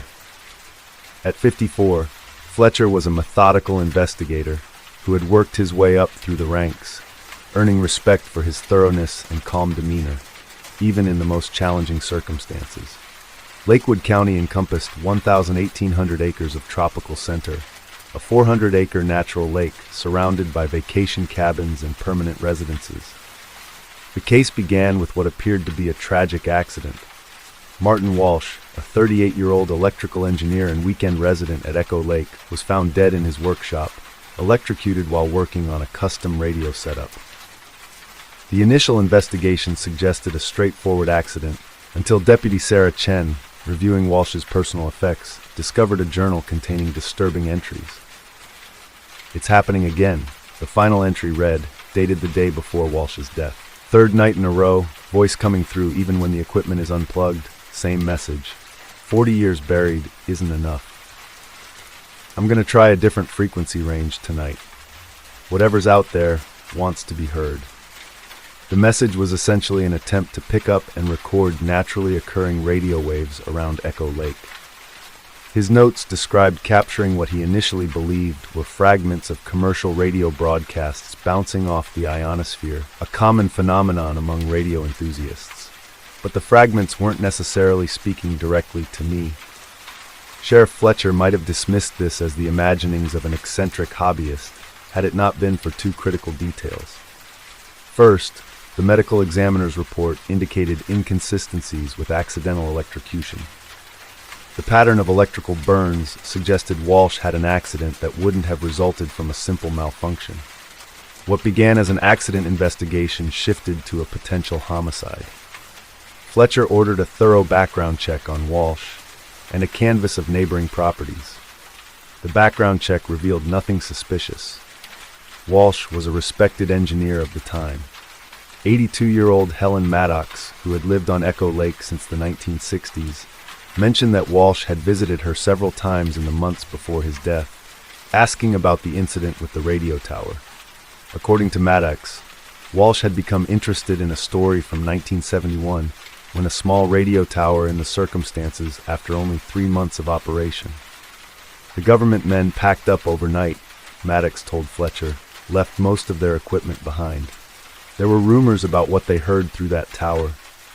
Nobody local would go near at Echo Lake in January 1971, officially to study subsurface electromagnetic anomalies. The project was abruptly terminated in April of the same year, with minimal documentation explaining the closure. Most curious was a classified addendum that Fletcher, even with his law enforcement credentials, could not access. The investigation took a dramatic turn when Fletcher obtained Walsh's recorded audio files. Most contained nothing but static and ambient noise, but the final recordings, made in the week before his death, captured what Fletcher described in his report as a voice unlike any I've heard, distorted but clearly human, repeating the same phrase, 40 years buried isn't enough. Audio specialists confirmed the recordings hadn't been doctored or spliced together. Whatever Walsh had captured, it was a genuine transmission, though from what source remained unclear. The phrase, 40 years buried, caught Fletcher's attention. Counting back from 2011 led to 1971, the same year the USGS station was mysteriously abandoned. Fletcher began searching for any incidents around Echo Lake from that period. County archives revealed a series of disappearances in early 1971. 3 men who had gone missing in separate incidents within a mile of the lake. The cases had never been solved, though investigators at the time had focused on the possibility of a drifter passing through the area. Most notably, the lead investigator on those cases, Deputy Leonard Harris, had resigned from the department shortly afterward, citing health concerns.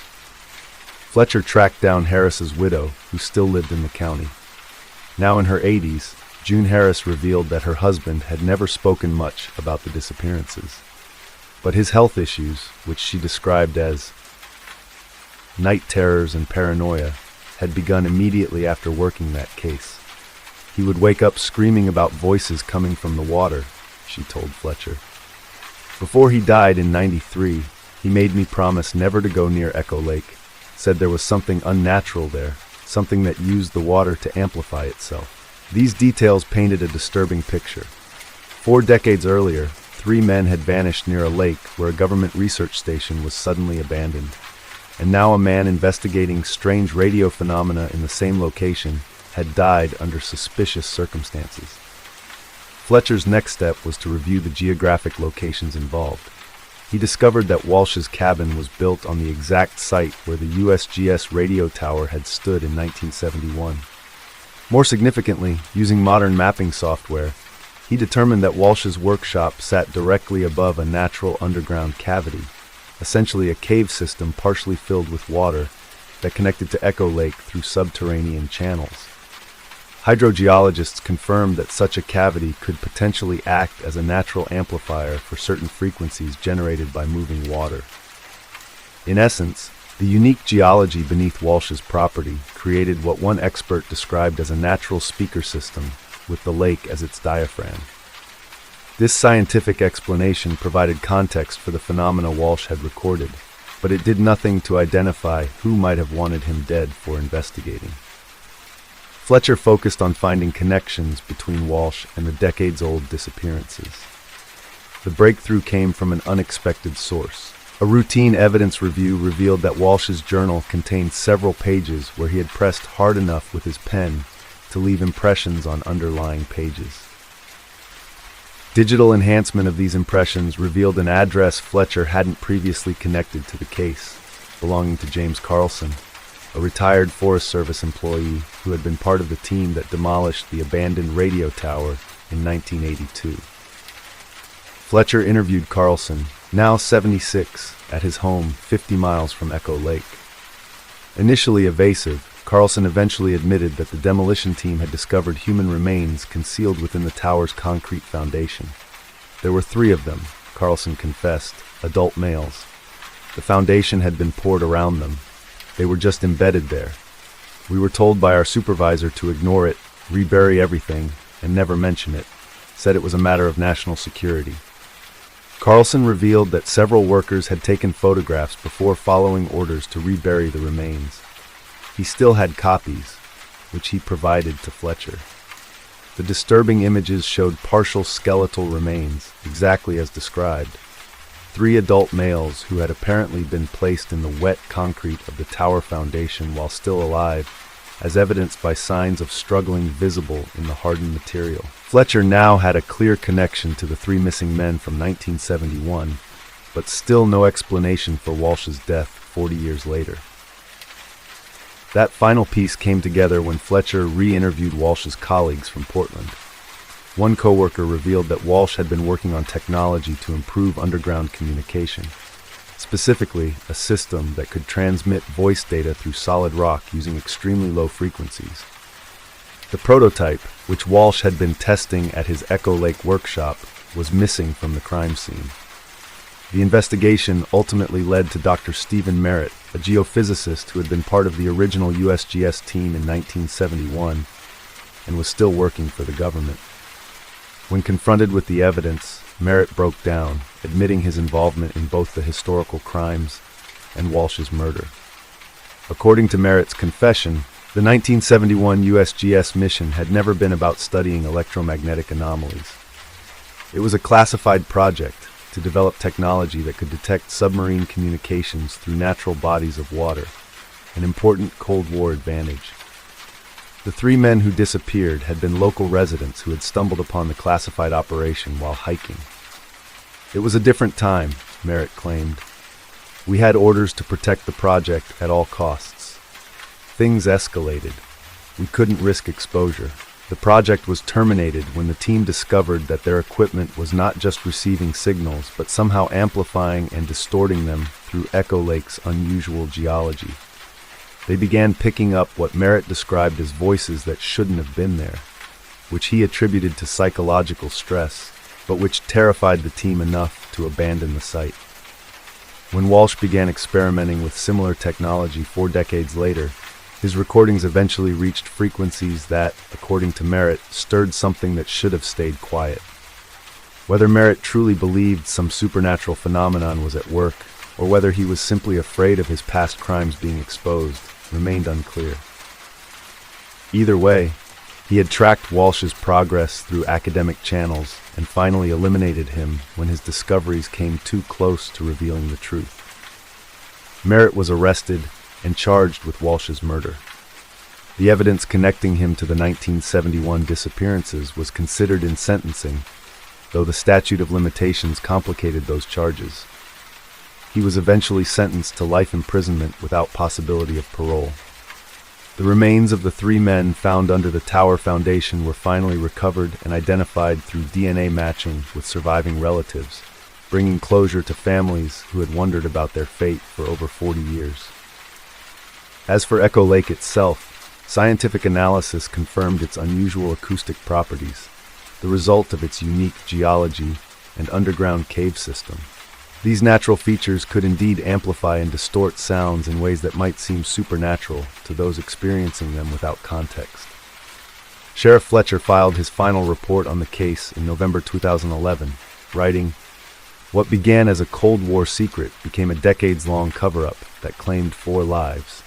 Whatever natural phenomena exist at Echo Lake served only to amplify the very human crimes committed there." Yet Fletcher would later admit to colleagues that he had never felt entirely comfortable with the resolution.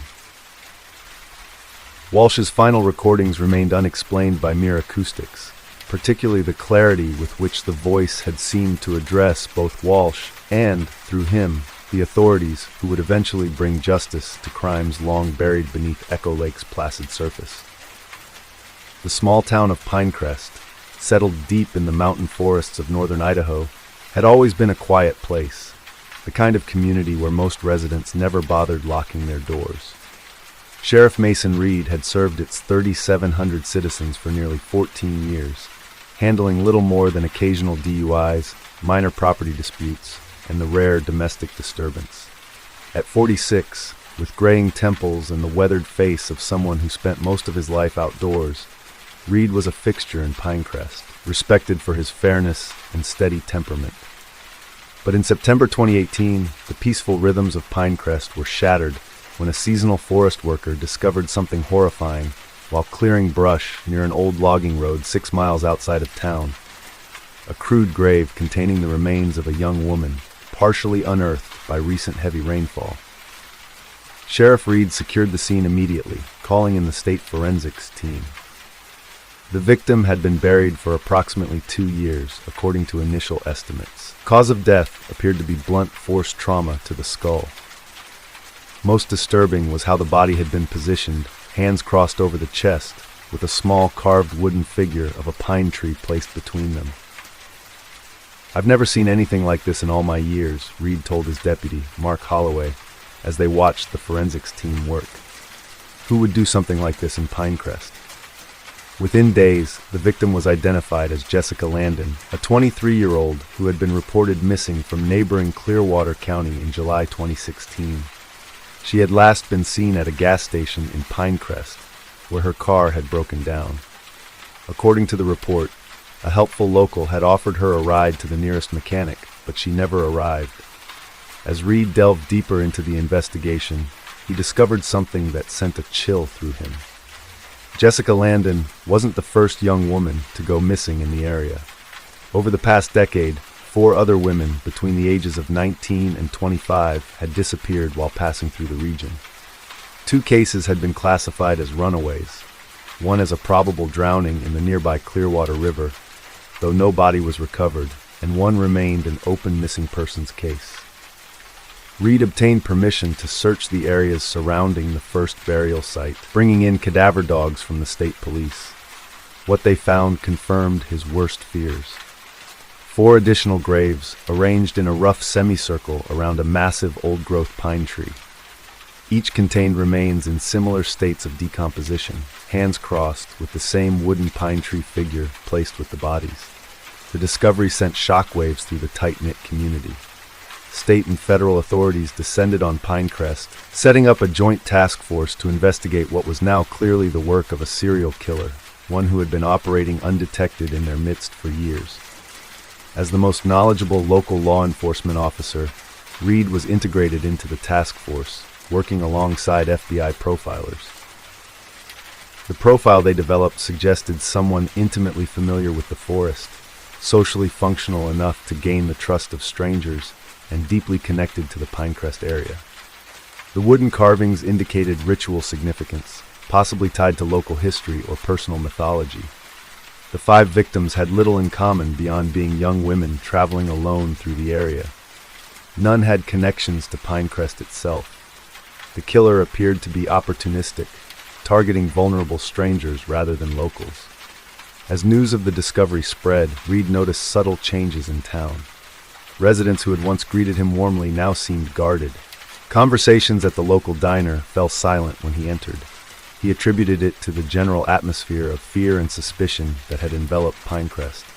3 weeks into the investigation, Reed received an anonymous letter at the sheriff's office. "Sheriff, you're looking in the wrong places. Ask about the Woodsman's Festival of 1987 and why it stopped. Some traditions never really die." The Woodsman's Festival had been an annual town celebration until it was abruptly discontinued 31 years earlier. Most younger residents had never even heard of it. When Reed questioned older townspeople, he encountered awkward evasions and claims of poor memory.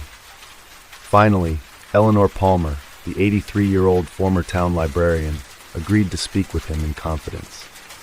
What she revealed changed the entire direction of the investigation. "The festival ended because of what happened to that girl," Palmer explained, her hands trembling around her teacup. "Marianne Schaefer, she was just passing through, had car trouble like the others. During the festival, there was a tradition where a young woman would be chosen as the forest bride. Just symbolic, you understand. But that year, some of the men had been drinking heavily. They took the tradition too far, took her into the forest as part of the ceremony. Something went wrong. They came back without her. According to Palmer, the town's leaders, including the sheriff at that time, covered up the incident. Marianne Schaefer was reported as having continued her journey. The festival was quietly canceled, and the matter was never spoken of again. Everyone who was directly involved is dead now, Palmer told him. But there was a boy, about 13 then, who followed the men into the forest that night. He saw everything. Thomas Garrett. He still lives up on Ridge Road. Thomas Garrett, now in his 50s, owned the largest lumber supply business in the county. He was a prominent citizen, a generous donor to local causes, and a regular attendee at town council meetings. He also served as a volunteer search and rescue coordinator, intimately familiar with the forests where the bodies had been found. Reed began quietly investigating Garrett, discovering that he lived alone in his family's original homestead, a large property bordering national forest land, less than 2 miles from where the graves had been discovered. More significantly, each of the 5 victims had last been seen on days when Garrett's lumber business was closed and his whereabouts unaccounted for. Rather than confronting Garrett directly, Reed convinced the task force to put him under surveillance while they gathered more evidence. On the 4th night of surveillance, Garrett was observed loading something heavy into his truck before driving into the forest along an unmarked logging road. The team followed at a distance, watching as he parked and proceeded on foot deep into the woods, carrying what appeared to be a shovel. What they witnessed next would haunt Reed for years to come. In a small clearing surrounded by ancient pines, Garrett had prepared a grave. But he wasn't alone. Bound and unconscious beside the hole was a young woman, later identified as Amber Reynolds, a college student who had been reported missing that morning after her car was found abandoned at a rest stop outside Pinecrest. The task force moved in quickly, arresting Garrett before he could harm Reynolds. At Garrett's property, investigators discovered a hidden room beneath his workshop containing damning evidence, personal items belonging to each victim, journals detailing his actions, and dozens of the carved wooden pine trees in various stages of completion. The journals revealed the disturbing evolution of a killer. After witnessing Marianne Schaefer's death in 1987, Garrett had been both traumatized and fascinated. The town's successful cover-up taught him a powerful lesson about secrets and silence. As an adult, he began reenacting and perfecting a distorted version of the ritual he had witnessed, seeing himself as continuing a tradition that connected him to the forest and the town's hidden history. Most disturbing to read was the realization that subtle clues had been present for years. Women reported a helpful local offering assistance, Garrett's unusual interest in missing persons cases, his extensive knowledge of remote areas where searches were conducted. In retrospect, the signs seemed obvious, but in the context of a trusted community member, they had gone unnoticed. During interrogation, Garrett spoke calmly about his actions, describing them as honoring the forest through proper brides, unlike the mistake of 1987. He expressed surprise at being caught, admitting he believed some townspeople had suspected him, but chosen to look the other way, just as they had with the original incident that inspired his crimes. This suggestion led to a wider investigation into the 1987 cover-up. While most participants were deceased, enough evidence emerged to implicate several current elderly residents in obstructing justice. The town was forced to confront its role in enabling Garrett's crimes through silence and willful ignorance. For Sheriff Reed, the case represented a profound betrayal, not just by Garrett, but by the community and the office he had served. The previous sheriff, his own mentor, had been complicit in covering up Marianne Schaefer's death, creating the conditions that allowed Garrett's pathology to develop and flourish. Garrett was eventually convicted on 5 counts of first-degree murder and 1 count of attempted murder, receiving consecutive life sentences without possibility of parole. Amber Reynolds recovered from her ordeal physically, though the psychological impacts would require years of therapy. In the aftermath, Reed faced a difficult decision. Many urged him to resign, arguing that the department needed a fresh start, untainted by the case. Others insisted he was the only person who could rebuild trust in local law enforcement, precisely because he had brought the truth to light.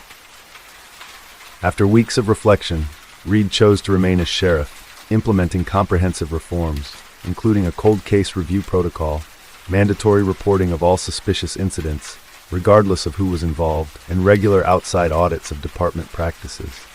What happened here wasn't just about one disturbed individual, Reed told the town at a community meeting.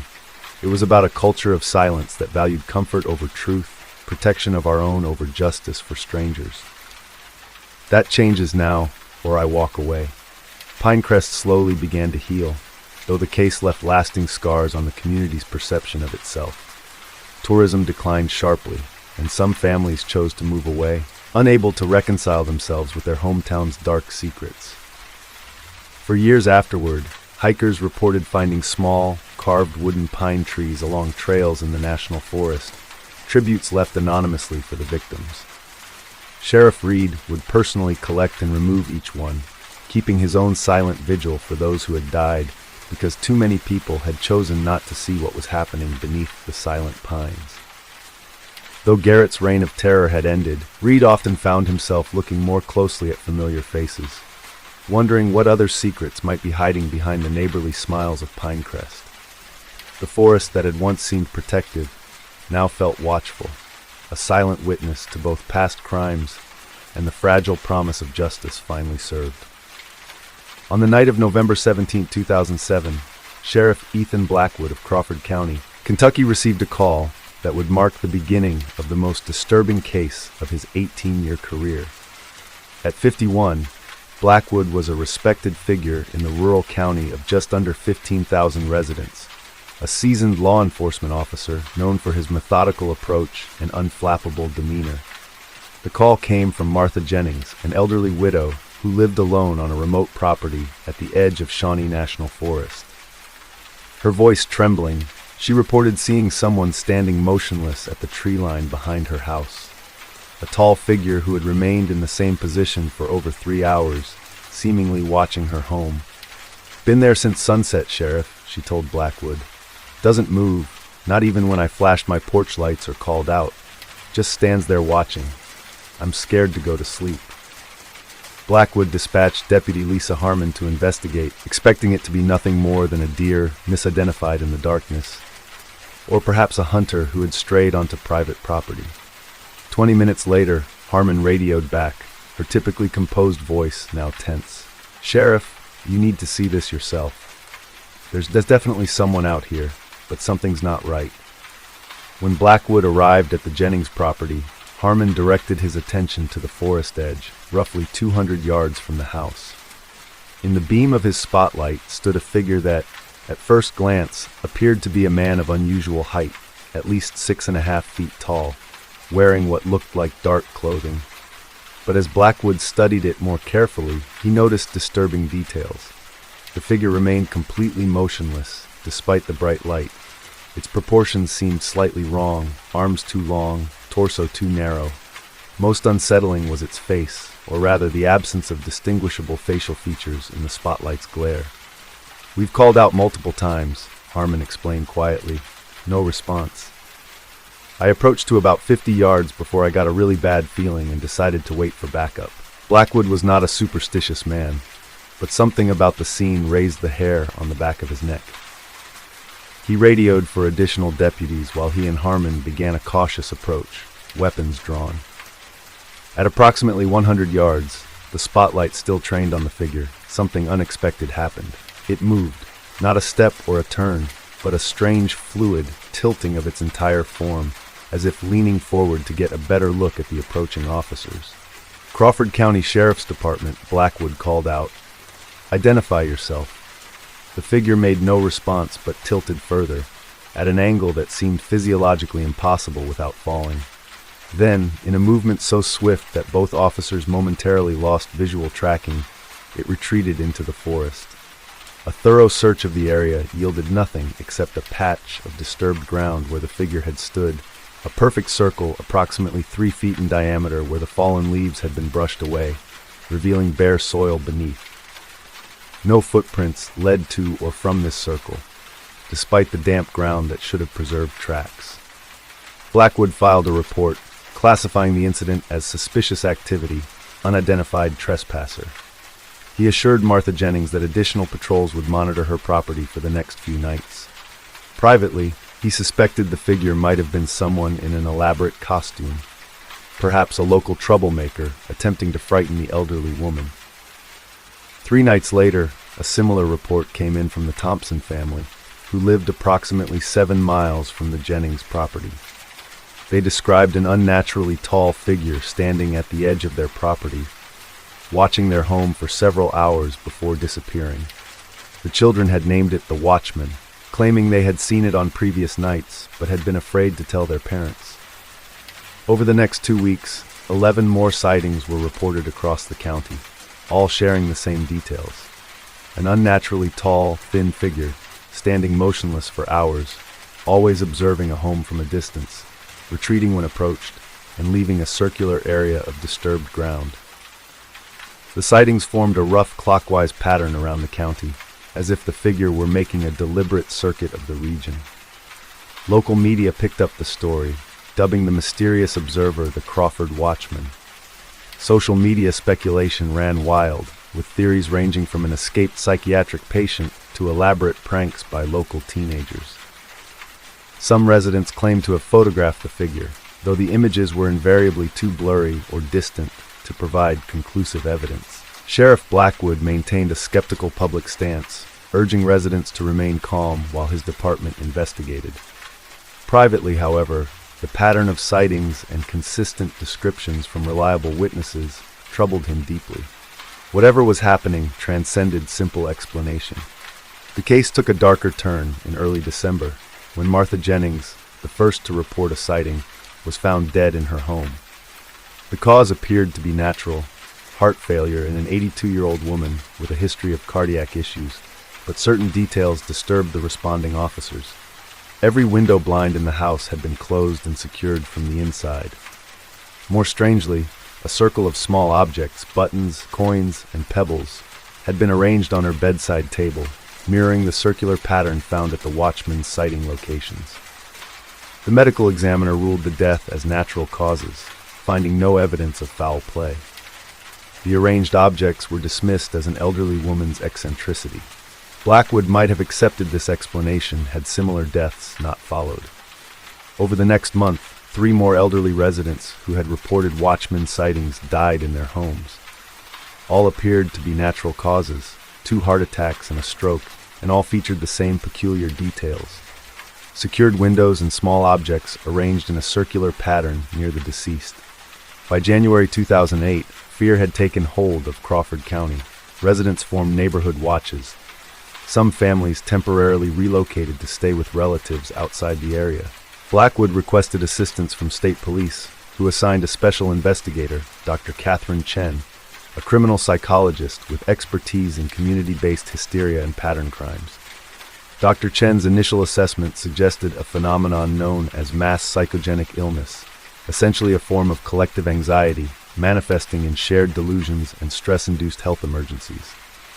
The watchman, she theorized, might have begun as an actual trespasser or unusual natural occurrence, but had evolved into a community-wide fear response amplified by media coverage and social contagion.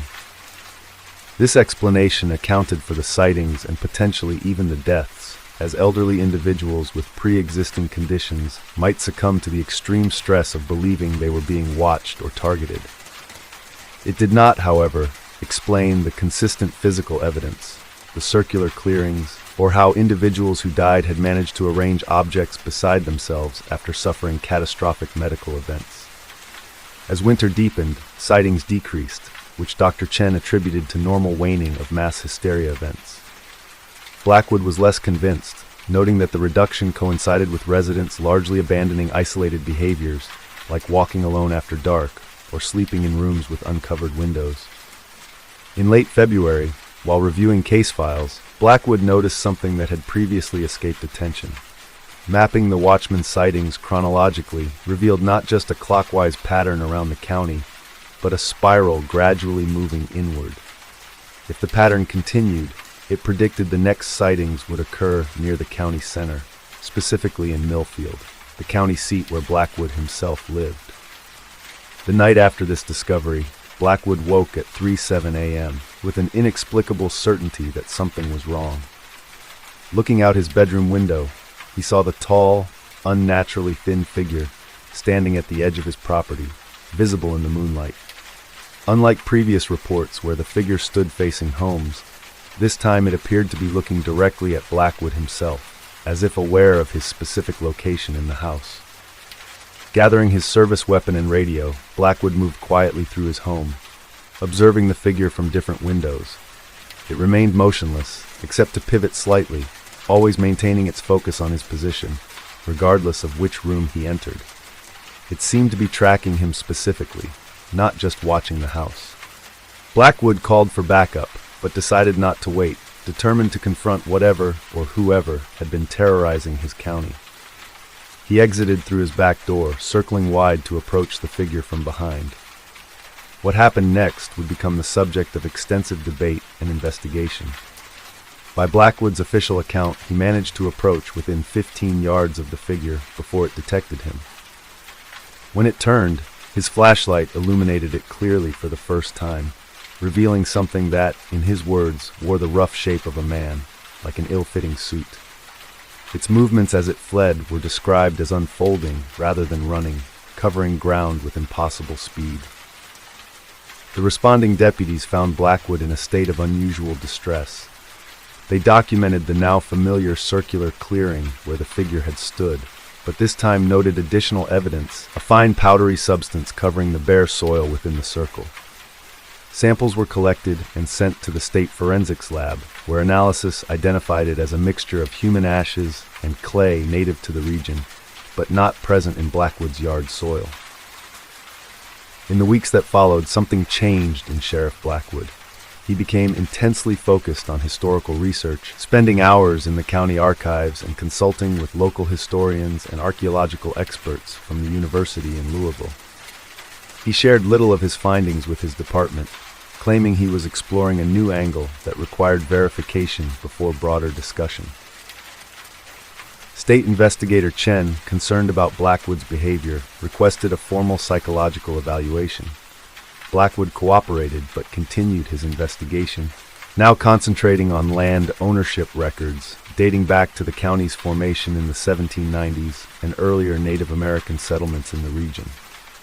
The breakthrough, or breakdown, depending on various accounts, came in April 2008.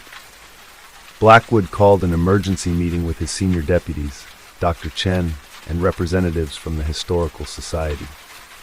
He laid out an elaborate theory connecting the Watchman sightings to what he described as territorial sentinel behavior, tied to ancient burial practices of the Shawnee people who had once inhabited the region.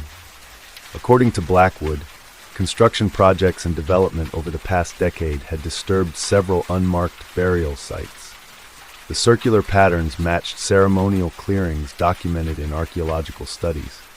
Most controversially, he suggested the deaths were not coincidental but deliberate, claiming the Watchman was reclaiming its watchers, elderly residents whose life energy somehow sustained it. Dr. Chen immediately recommended Blackwood take medical leave, which he reluctantly accepted.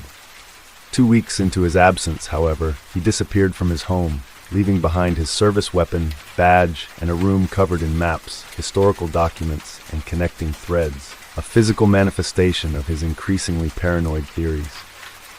A multi-agency search focused on the national forest areas where the first sightings had occurred. 5 days into the search, volunteer teams discovered a clearing deep in the forest unlike any previously documented, a perfect circle approximately 30 feet in diameter, where the ground had been methodically cleared of all vegetation.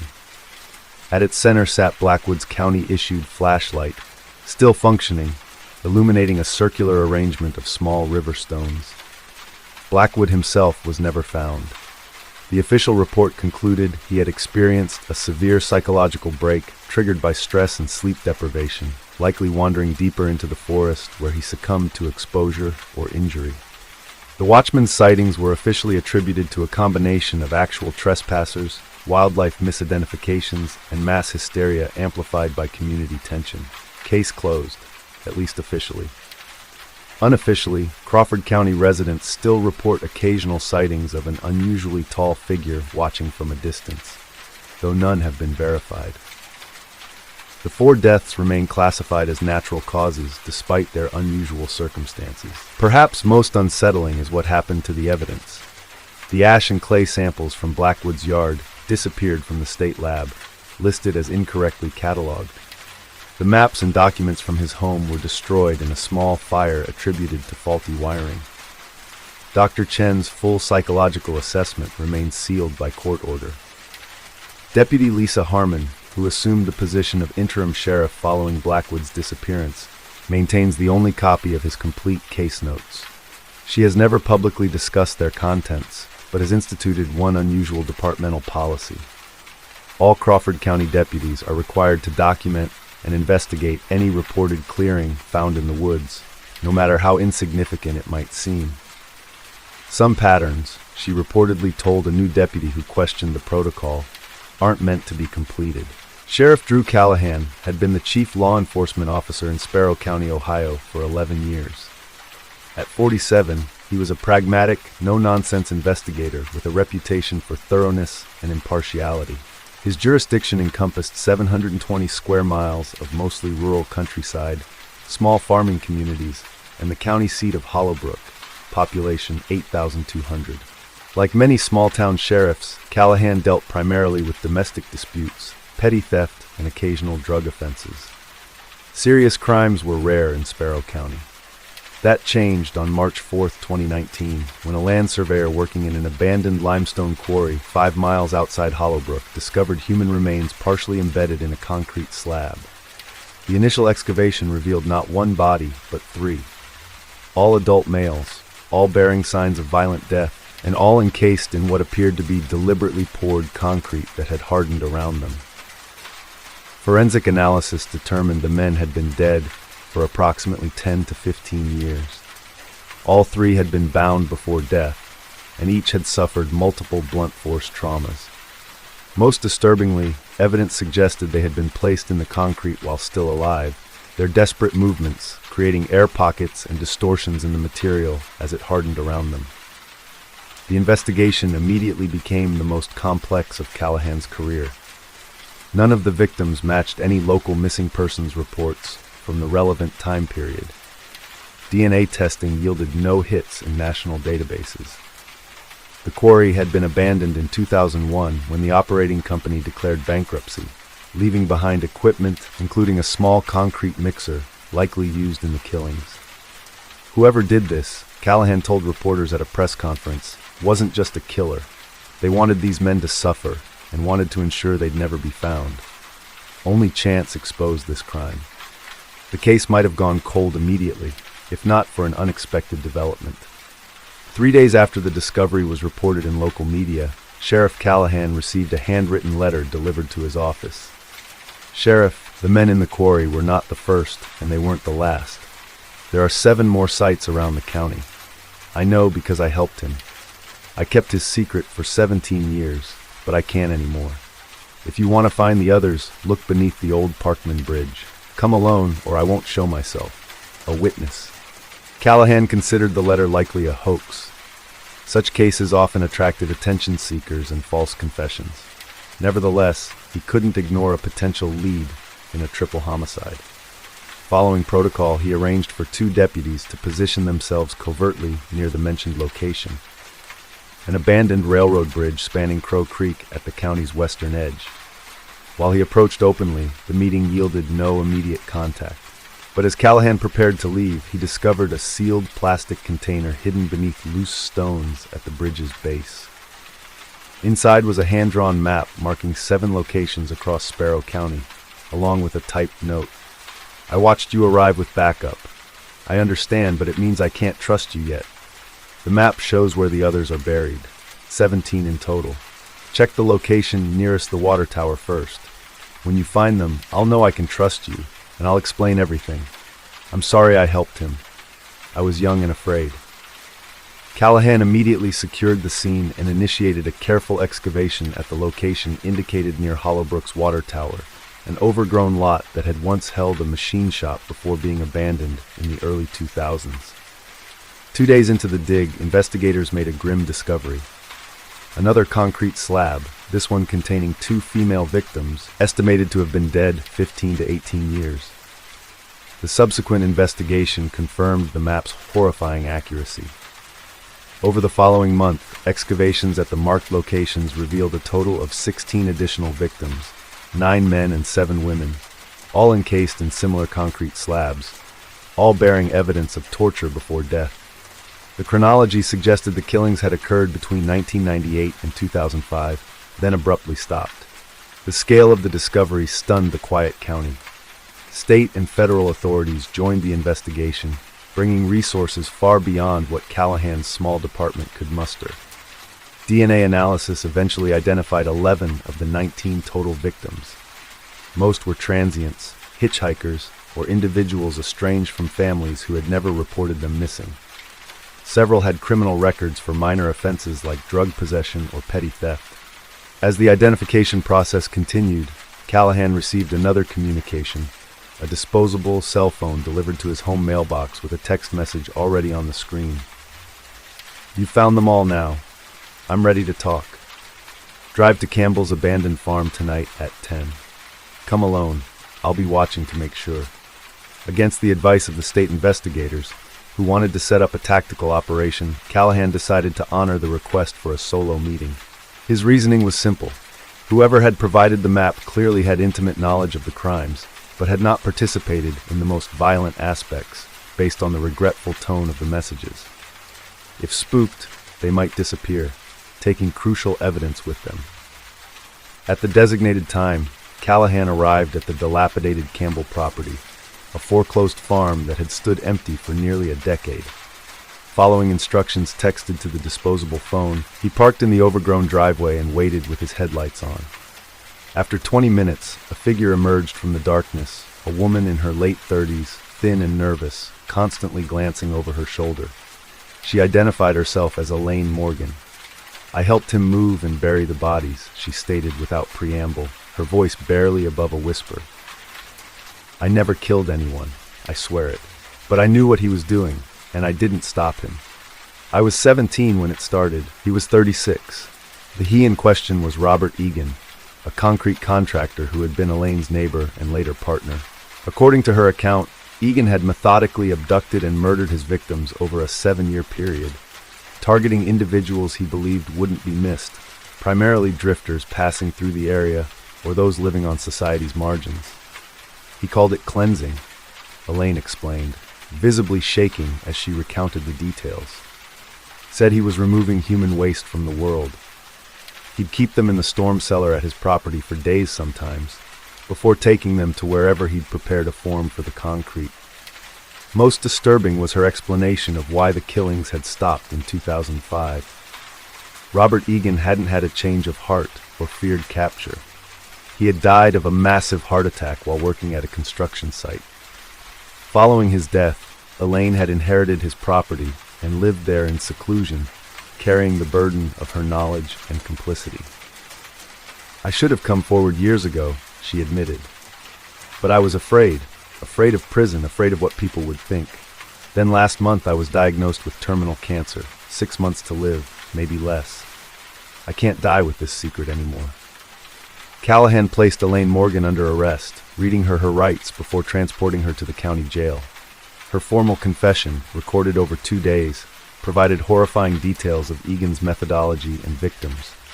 She led investigators to Egan's former property, now hers, where a search of the storm cellar revealed a makeshift torture chamber, preserved almost exactly as it had been at the time of his death. Most valuable to the investigation was a journal Elaine provided from Egan's personal effects, in which he had meticulously documented each killing, including details not released to the public and known only to the killer. The journal contained information about all 19 victims, confirming Elaine's claim that they had uncovered the full extent of his crimes. The case that had begun with a surveyor's grim discovery concluded with Elaine Morgan pleading guilty to 19 counts of accessory after the fact to murder, along with failure to report criminal activity and improper disposal of human remains.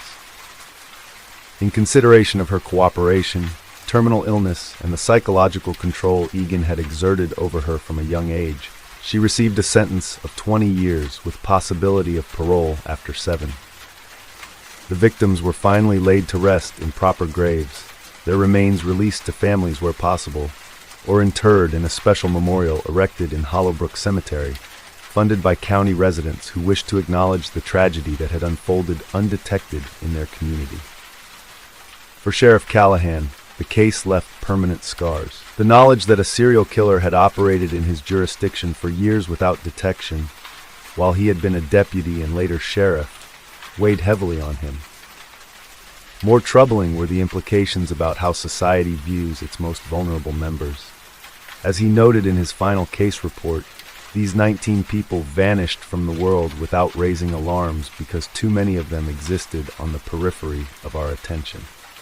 Their invisibility in life facilitated their disappearance in death. The case prompted significant changes in how Sparrow County approached missing persons reports, especially involving transient or marginalized individuals. Callahan instituted mandatory follow-up protocols regardless of the person's background or circumstances, and established better coordination with surrounding counties and states. Robert Egan's former property was eventually seized by the county and demolished, the land converted into a nature preserve with a small, understated memorial to the victims. The limestone quarry where the first bodies were discovered was permanently sealed. Elaine Morgan died in prison 14 months after her sentencing, her cancer having progressed more rapidly than doctors initially predicted. Before her death, she met with several victims, families who sought closure, providing details about their loved ones' final days that, while painful, helped them understand the full truth. The case of the concrete killer, as it became known nationally, serves as a chilling reminder of how easily evil can hide in plain sight in rural communities, where isolation and privacy can create perfect conditions for predators. It also stands as testimony to how a guilty conscience, even one that waited 17 years to speak, ultimately ensured that 19 forgotten victims were finally remembered and honored in death as they should have been in life. Sheriff Callahan continued to serve Sparrow County until his retirement in 2023, 4 years after closing the county's most horrific case. He rarely spoke publicly about the investigation, but colleagues noted that he never again passed a construction site with wet concrete without pausing, however briefly, as if listening for echoes of those who had been silenced beneath the gray, hardening surface.